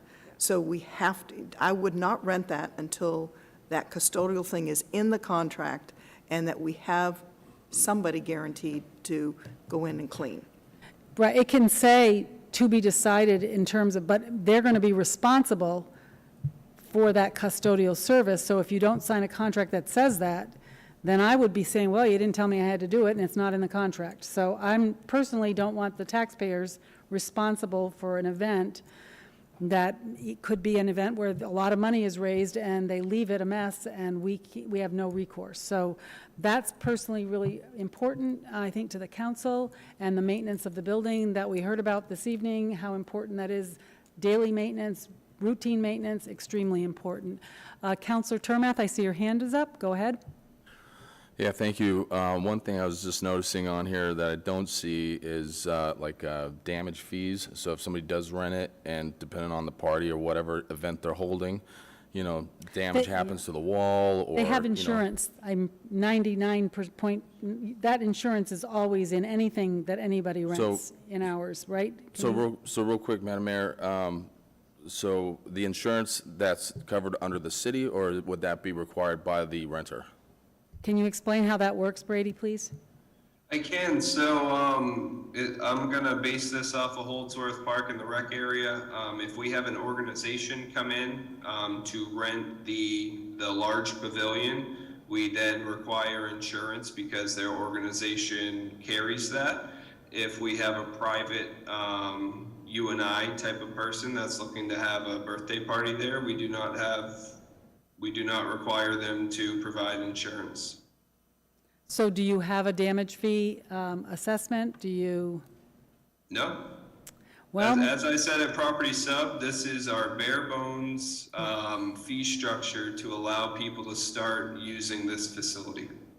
thank you, and that was made clear at the subcommittee that we expected to see this again. So you're hearing some of the areas that we would like to see addressed, because this is new for us, and we want to make sure that we cover all our bases.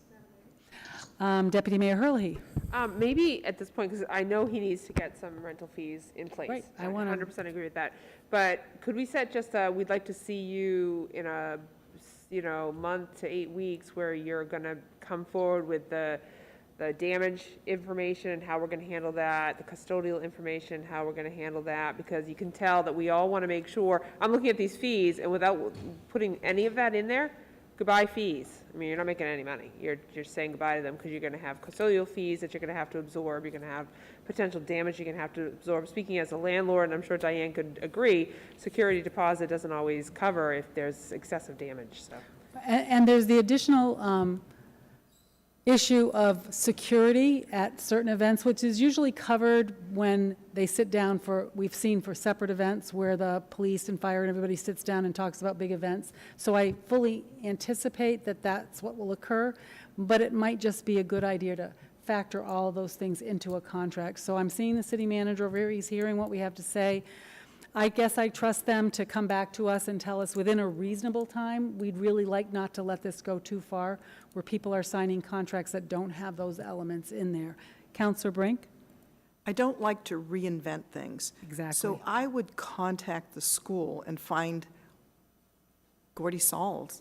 Contact him and find out, they had all that documentation. So that might be something for him to take a look at and build his thing. Don't rebuild something that's already been built. And all that stuff used to be covered. I remember if we were having an activity there, we had to have the custodian fee, we had to have the insurance, we had to have the police department, and we always had to have 2 police officers depending upon how large the event was. So they had a contract. I remember seeing the contracts. So I think that everybody understands our concerns. The issue has been a rapid transition from. Right, we get that. Yeah. So I think we're just letting people know that that this is, we're gonna approve those fees this evening because we want you to be able to start renting. But I think that there might need to be a caveat in the contract that says, these are the issues we haven't addressed in this contract, so these are still open, and they will be addressed before your event. I think that I would be satisfied.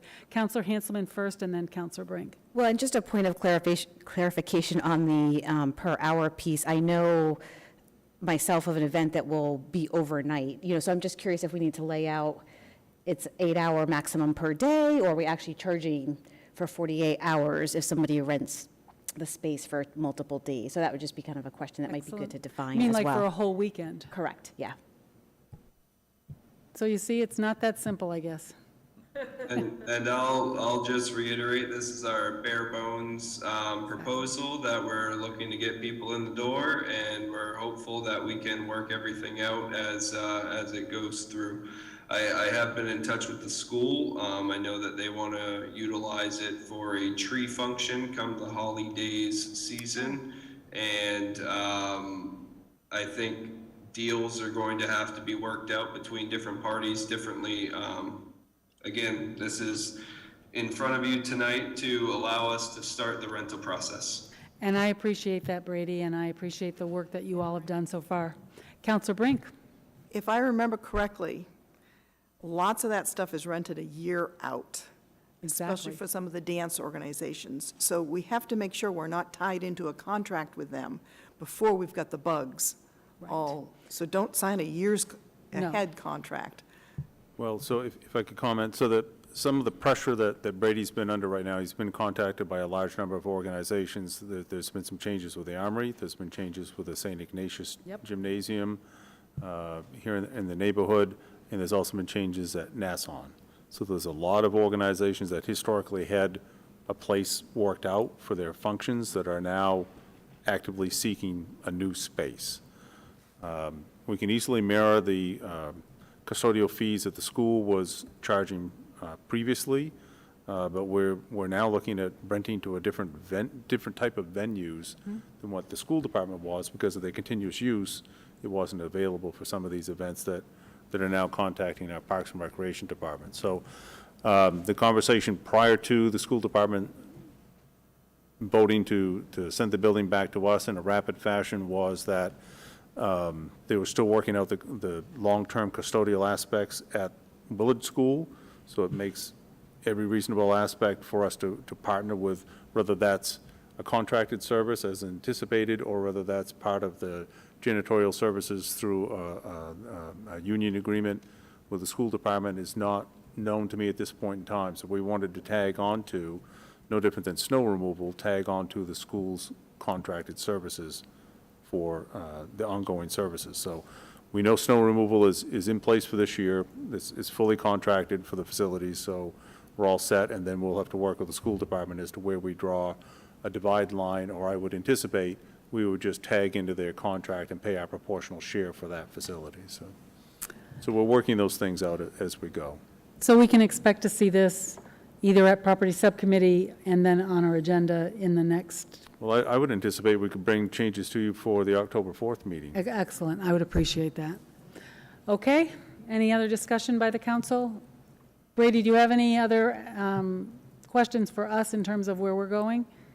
Nope, I just want to say that we haven't fully committed to anybody for, as Councilor Brink said, a year out or so. We're just taking it day by day, and we have a few options in the bank that people are looking to potentially rent, and we're hopeful to be able to accommodate them. Thank you. Thank you, Brady. So we have a motion and a second, and any other questions by the council or comments? Seeing none, anybody in the audience? Oh, did you have your hand, Jonathan? Yeah, just Counselor had a quick Martell? question on, it looks like we're about to vote on this. Is this just to approve the fees that are currently presented, and this is going back to committee to Yes. be updated? Okay, Yes. just to clarify. You will see Thank it again. So, no further discussion? Seeing none, all those in favor by a show of hands, that is unanimous. Thank you. Thank you, Brady. Thank you. Okay.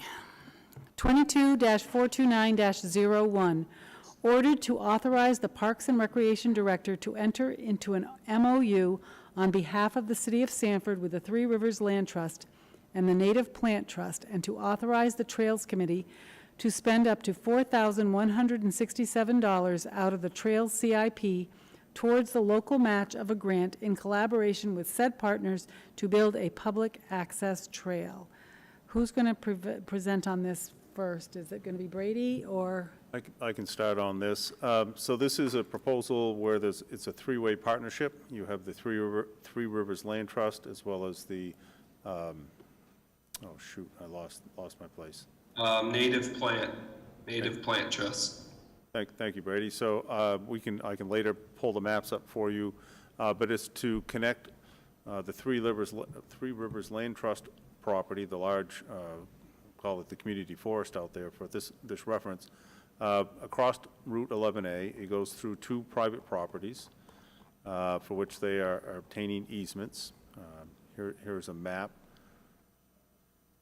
The landmass in blue is the piece that the Native Plant Trust owns that we're trying to get to. The city owns the adjoining property in this area where you see the wetland area that was part of the solar project and moving conservation easements off the airport to this newfound piece of land. So this would continue to expand. The red is the area of the new trail that would be created by this three-way partnership.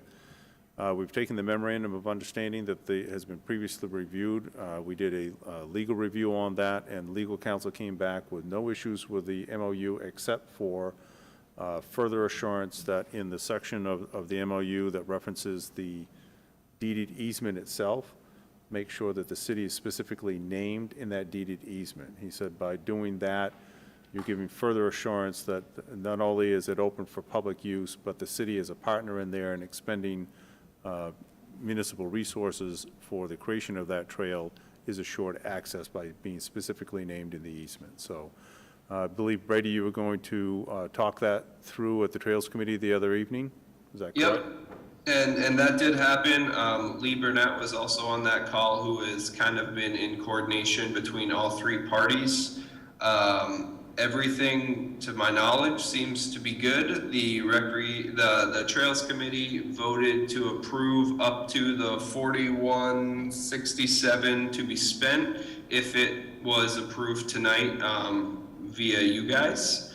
And hopefully we can go forward with this awesome project and bring in a lot of money via grant money for this project. Okay, let's have a motion to approve, and then we will discuss. Deputy Mayor Herlihy? I'll make a motion, we approve. Is there a second? Councilor Martell? Second? We have a motion and a second. Any discussion by the council? It's a nice project. It's a very good project for connectivity of trails. Everybody should be looking at maps soon, and I think they're going to enjoy this. Anybody in the audience? Seeing none, I will ask for a vote. All those in favor, by a show of hands. Thank you. That is unanimous.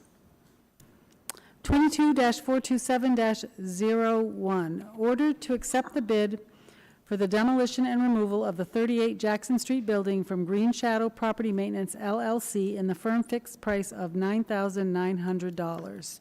I'm going to ask Community Development Director Ian Halseal to report on this, please. Thank you. We did review with the Land Bank last week, and I think also there was a mistake in Granicus. I thought I had provided all the bids. We received 3, and they should be in your packet at this point. But could you put that up? Is there any way we can put that up, please? Since I know that none of the councilors except those that were at the property or at Land Bank that saw that. We've had a lot of interest as far as the pre-bids go. I think I had upwards of 6 potential bidders there. But we had 3 bids that came in.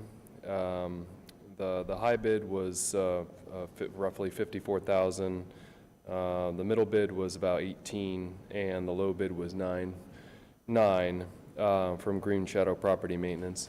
I've worked with them in the past. They do good, decent work, and I did speak with them on Monday to verify that they understood the scope of the work and the expectations about doing it. They were estimating it about a week of time.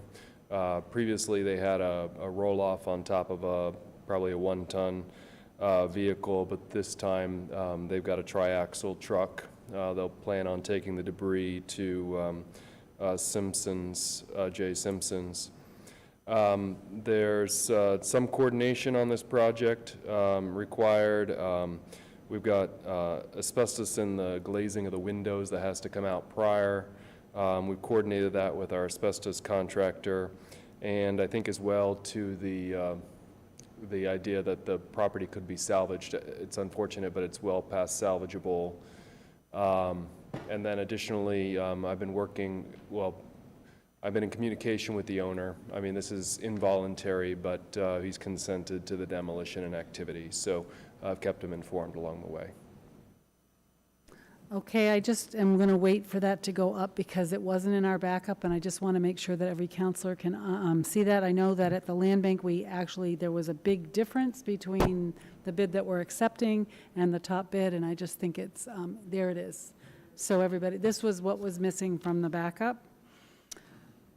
And we were really struck by that broad difference. So we did take the, recommend that the council approve the lowest bid by Green Shadow Property Maintenance, who did, I think you said, the Brook Street property? Was that the one?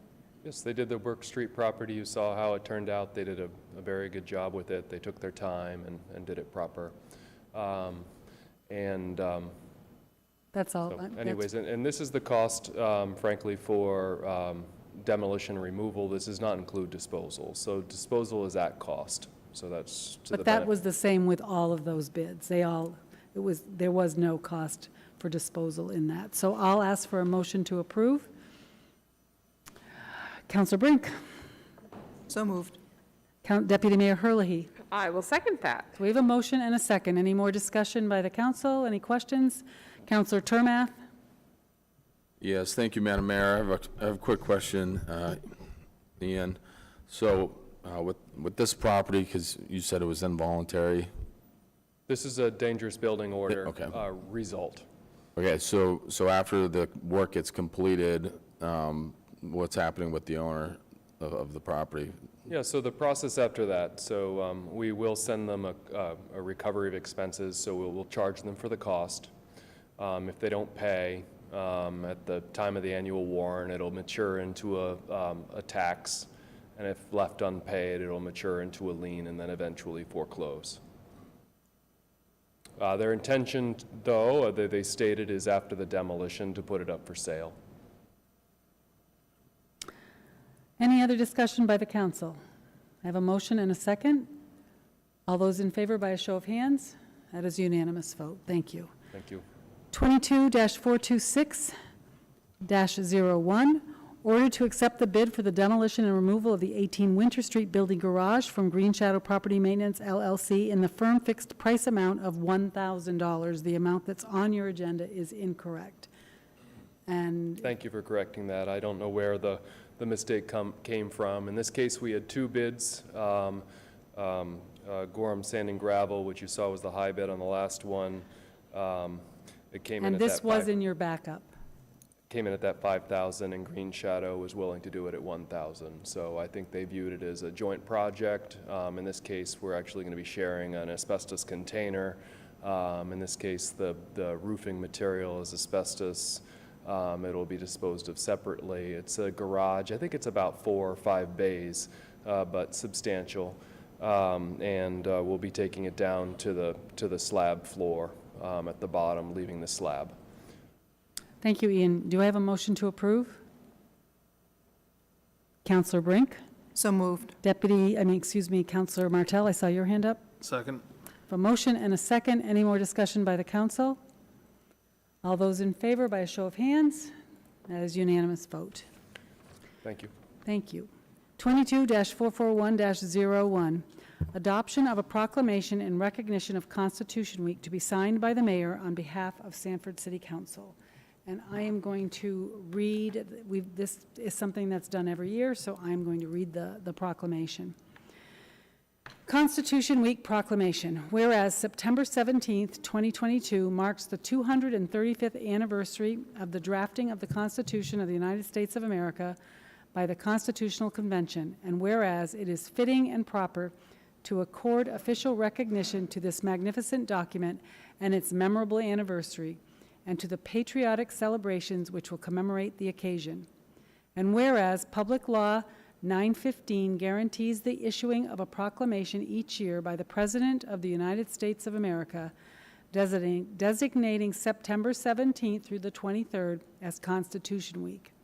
Now therefore, I, Anne Marie Mastracchio, by virtue of the authority vested in me as mayor of the city of Sanford in the state of Maine, do hereby proclaim the week of September 17th through the 23rd as Constitution Week, and ask our citizens to affirm the ideals the framers of the Constitution had in 1787 by vigilantly protecting the freedoms guaranteed to us through this guardian of our liberties, remembering that lost rights may never be regained.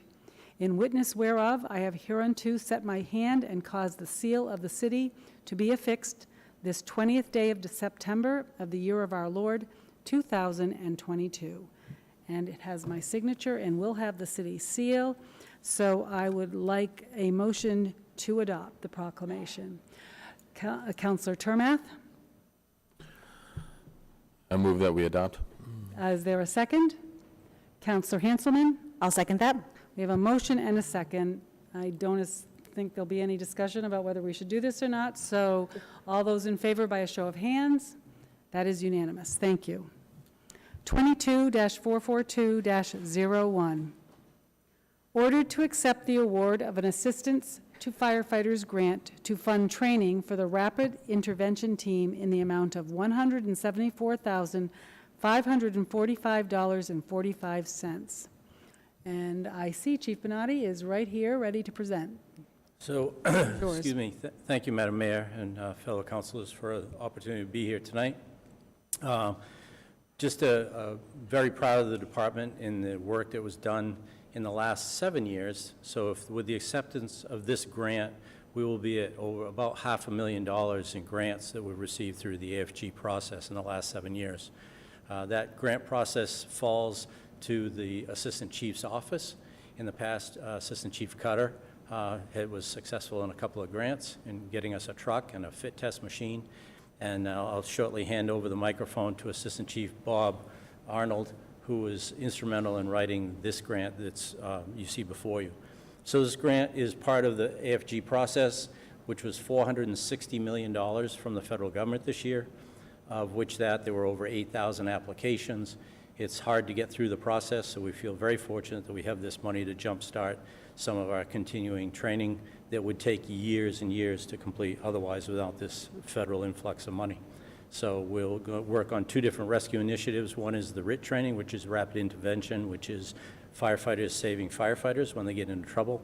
And the second aspect is for confined space and below grade rescue, which is badly needed for our abilities here within the city and the surrounding area.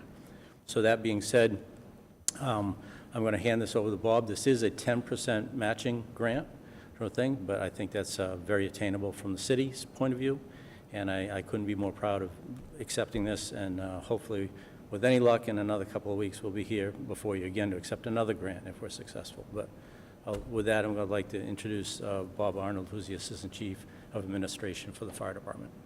Thank you. Thank you, Council. Madam Mayor.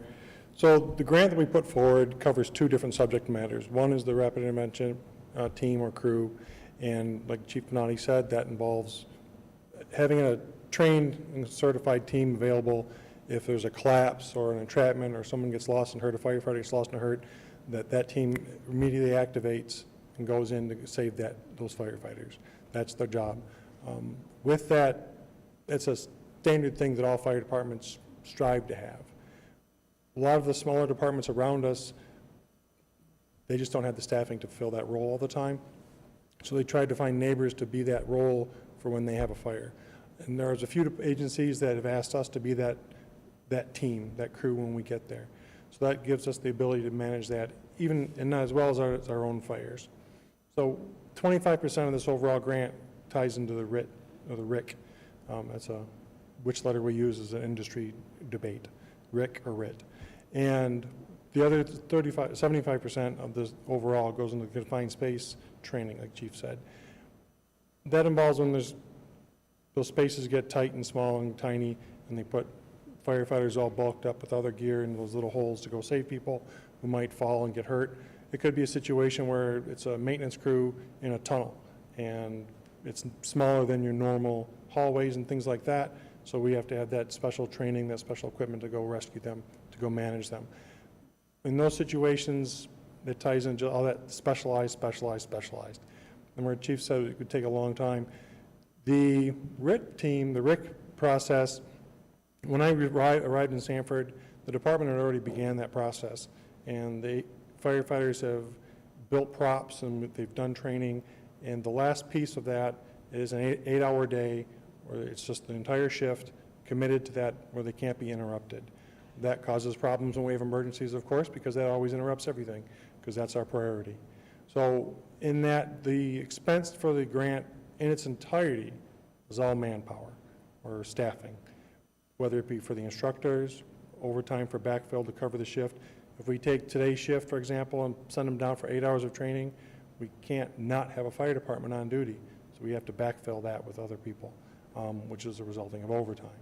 This grant funds that for us, so we can take care of that and get that through. Same thing on the confined space piece. That's something that we can't do in-house. That's a level of training that requires experts that we have to go to. In an ideal world, we go to, and we have enough of our trained people, then we can perhaps host it internally if we can get instructors to come to us. Same concept. And this isn't a one-year process.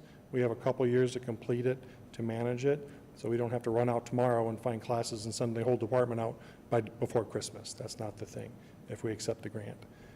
It keeps it there, and the closest that I'm aware of agency that has a confined space team is Biddeford. And so that's an hour away. If someone needs help to satisfy BLS standards and OSHA standards, we'd have to wait for them to get there in order to enact. Firefighters have a very hard time waiting to do what they have to do. That's just not how we're wired, if that makes sense. So I hope that the council accepts this grant so we can move forward. We have some extremely excited firefighters to get the training. It'll be hard. On the RIC part, that'll be internal. We'll do it locally. We'll get some dates and if it's appropriate, share them out with council if they want to come put some eyeballs on what it means. Because it's easy to read about, it's easy to hear about, but when you see those tiny little spaces that I can go through a 9-inch tube, maybe not 9-inch, maybe an 18-inch tube. I was going to say, really? Come on. We're a lot more flexible than we might look. It's not easy, but you get through it. Just don't ask us to do it. It all happens. We all get through. The space of a ladder, I can go through that. If my helmet can get through it, I can get through it. Wow. And that the So training, we'll get to see that. we could try. The training, a lot of it builds in that confidence that we can get through those spaces and do those things so that when the emergency happens, we can activate and go to it. Over the summer, we had the house with the explosion. That kind of teed off into how that works. Thank you. Thank you for the invitation. I really hope it comes to the council because I think that would be interesting. Steve, go ahead. I did note that in the original application versus the award, the original application was for a large regional, I think 75 units. Yeah, the original application that I put in for was for 75 students, and we have 48 firefighters in suppression. Obviously, those numbers don't match. The intent was to offer that training and education outside of our agency to make York County even stronger and not just Sanford, so that when we bring people in, we would know they would be trained at our same levels in this skill set. The result from the grant is they knocked it down to 48 to match what our staffing is. So that's why the original number we put in for was quite a bit higher. So when we did the math, figured out what it was, and read the announcement, that's what it was. They knocked it down to limit it to our staffing. Thank you. Can I have a motion to approve? Councilor Turnath? Motion to approve, please. Councilor Martell? Second. So we have a motion and a second. Discussion by the council or comments? Seeing none. Anybody in the audience? Oh, Councilor Turnath, go ahead. Just a quick comment. First of all, getting this FEMA grant right here, this is awesome, because, I mean, when you get the backup and support from the federal government, on opportunities like this, they only come around, very so often, and there's a lot of, proving that goes in play here that the department has to, show forth. And I just, hats off to you guys, to the leadership team.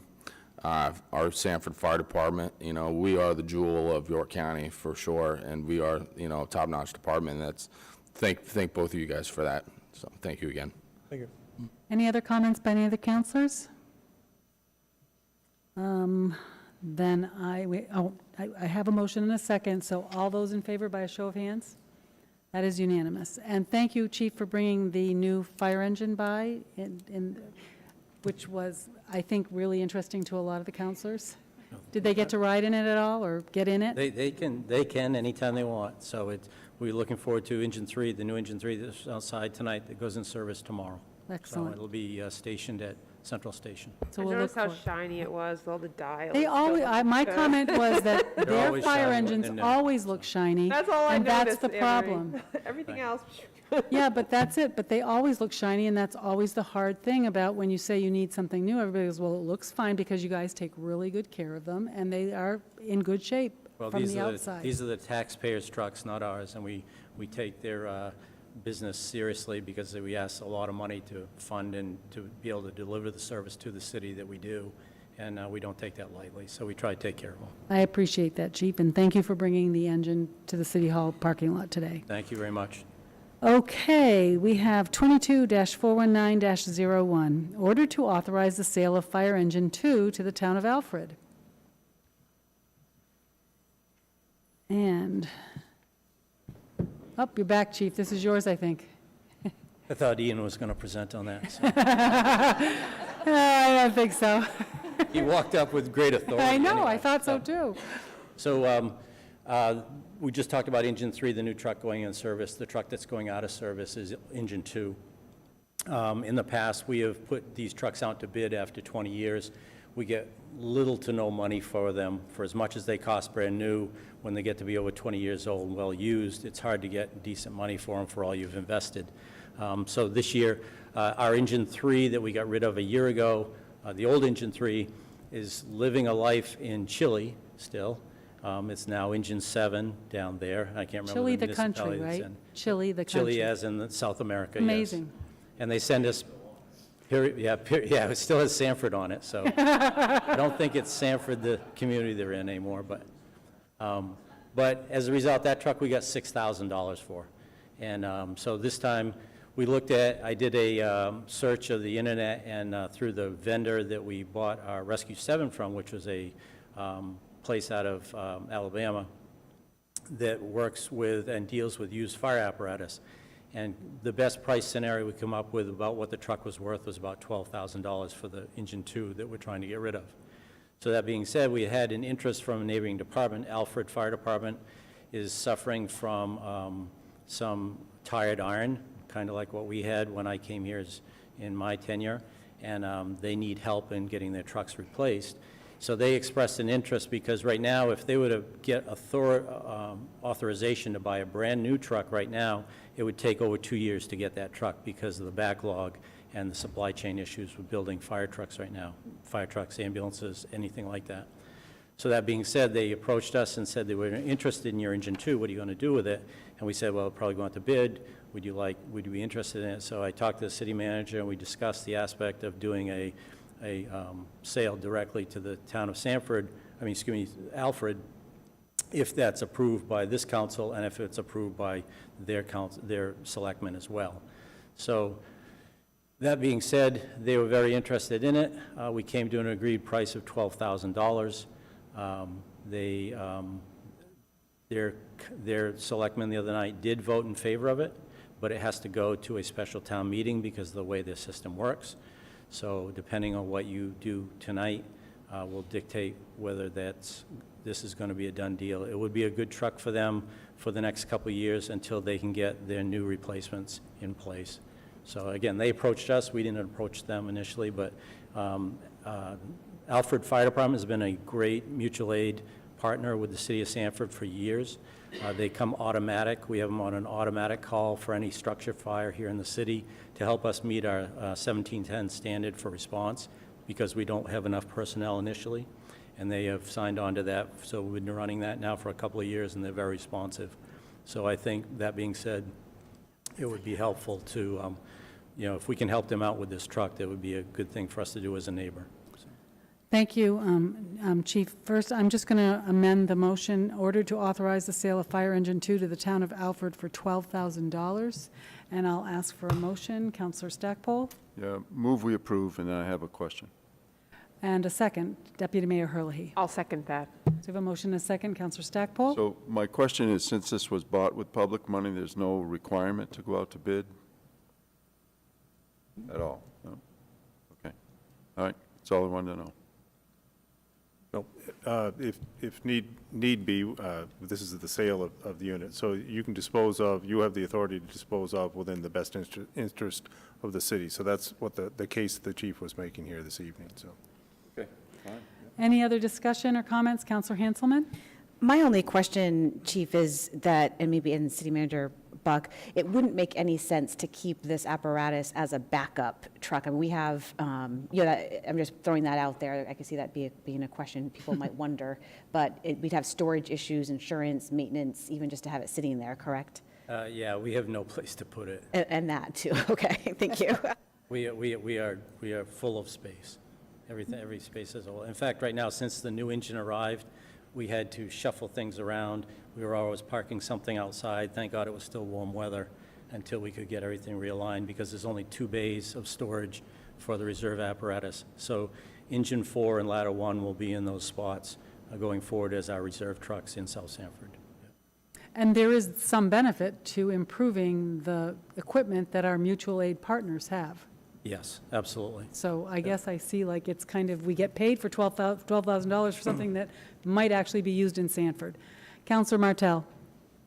Yes, thank you. I was just going to make a similar point. It's basically would be available as a backup since they're a mutual aid station anyway. So I'm more than happy to help out a neighboring town. So I think this is a great idea. Thank you. Right, and you might want to just remind them, that they can't come over that bridge onto Bernier Road with that fire engine.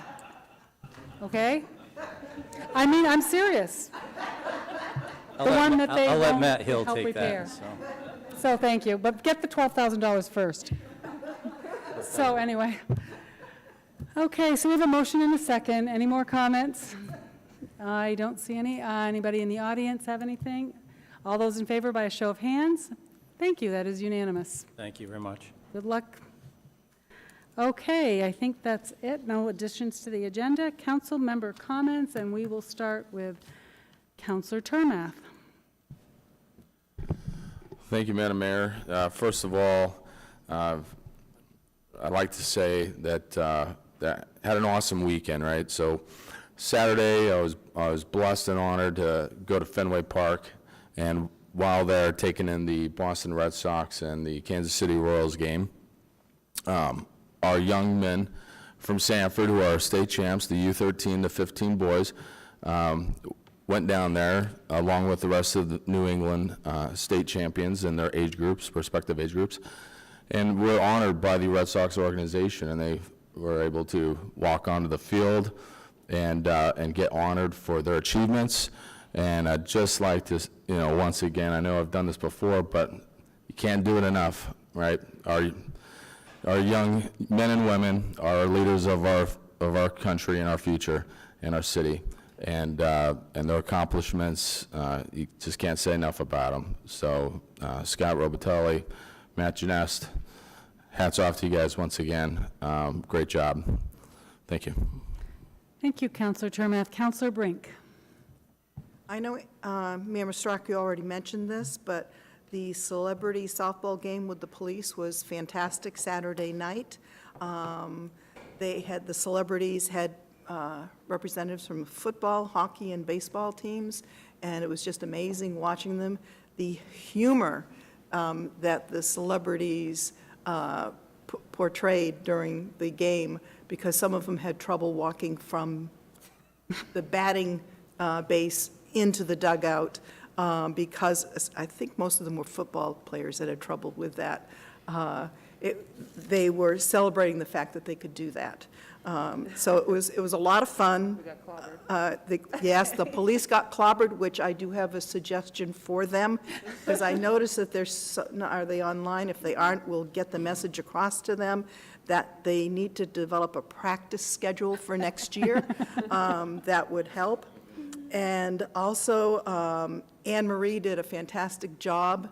For those of you who have not been able to watch her technique from the selling food, all she does is stand there and yell to the other people in the concession stand on what they have to do. So no different than being mayor. I'm telling you, that is what they told me to do. Yeah, you did a very good job. Did everything they told me to do. It's really the only thing I could trust her to do. That's probably true. Right, they didn't want me to handle the money. And then our deputy mayor was famous for her apple crisp. It sold out, and everybody was trying to get down there to get the last piece. So I did not have any of it, but I did notice everyone in the crowd was just excited about that. So I think that that's going to have to be an annual thing for that event, because they really liked it. So I think for those people who couldn't attend, please put that on your calendar for next year, because it was just amazing to see, everything that took place. So thank you, too, for doing what you did for it, too. It was really fun. Counselor Martell. Nothing for tonight, thank you. Counselor Hanselman. Thank you. I just want to celebrate that School Street, Pioneer Street, and the bottom of Hanson Ridge Road have that overlayment of pavement. It's made driving much more enjoyable in those areas, and I think it's nice to see that progress there. And then I had an opportunity to volunteer last Saturday at the band show in Sanford, and boy, as a band alumni, it was really exciting to see so many kids excited to be there, and I realized or was told that the Sanford Marching Band partners actually with Kennebunk, Massabesic, and gosh, I'm forgetting one other school, but so we actually give an opportunity for students in other communities that don't have a marching band to be on our marching band. So I just thought that was really cool. And I think that's it. Thank you. Thank you. Counselor Stackpole. All set this evening, thank you. Deputy Mayor Herlihy. That was the one regret doing the concessions, is that I couldn't see the band competition, which is always awesome. But no, I have nothing else this evening. And I know that we probably missed some of the events that happened, and I know that this weekend there are some events occurring. I will just recommend that people read the Sanford Springvale News online, or if they're lucky enough to get a paper copy, they can download it and print it if they like to read it. But they do an excellent job of covering everything that's happening in our community, and honestly, when I look at it, I go, oh my gosh, there's so much going on, and you can have to pick and choose what you go to, because we have families that have their own plans as well. So Just one quick comment. The Springvale Library has their book sale this weekend, and it's one of those good things that's happened from COVID. It's not in the middle of July anymore when it's really Right. hot. It's actually going to be a nice, pleasant day for people to be out there looking at books on the lawn. Right, well, they have a special, Friday it's just books, and then Saturday there's kind of a festival and a lot of things going on. So if you can make any of that, go ahead. And then there's all the orchards that are open, and apple picking and eating and whatever. So anybody that says there's nothing to do in Stanford this next week and weekend is just not looking around, because there's plenty to do. So thank you. We are on to future agenda items, and it's only 8:25, so we will continue. Counselor Termath. None tonight, thank you. Okay. Counselor Brink. None tonight, thank you. Counselor Martell. Nothing tonight, thank you. Counselor Hanselman. Just one thing, and it may already be on the radar of our Parks and Rec Department, but I've noticed a huge amount of use of the dock at Number 1 Pond, for fishing. Lots of youth are casting with cops, using it, but it's in real disrepair, and it doesn't look great. People use it all the time. It appears to be safe, but I just wonder if that could be something we could address under our CIP this coming budget year and look at for next season. I don't know if that's a property subcommittee or just kick it to Brady to think about, but just something that came to mind. Thank you. Thank you, and I think that we will probably put that on, but you won't see it till for a bit. So Deputy Mayor Herlihy. Oh, no, Counselor Stackpole, sorry, I skipped you. Deputy Mayor Herlihy. I'm all set tonight.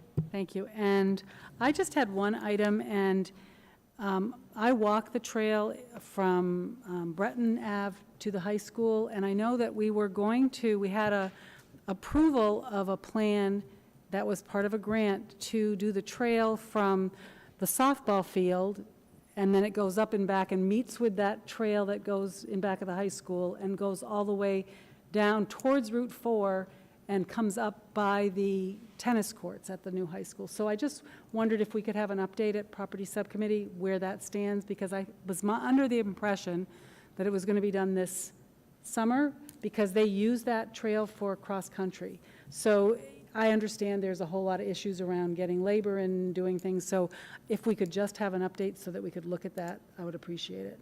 Okay, I think it's still supposed to be done this fall, but let me check on that. Right, it isn't fall yet, is it? Well, Is tomorrow the first day of fall? Well, there, okay. There you go, Steve, one day. long shoulder season here in southern Maine. Well, last year we had a nice extended summer. This year it feels like fall came in with a bang. Well, tomorrow's supposed to be a little warmer, so let's hope that summer is not over, because I like a warm fall, like a nice, comfortable fall. So anyway, I think that's it for everything, so I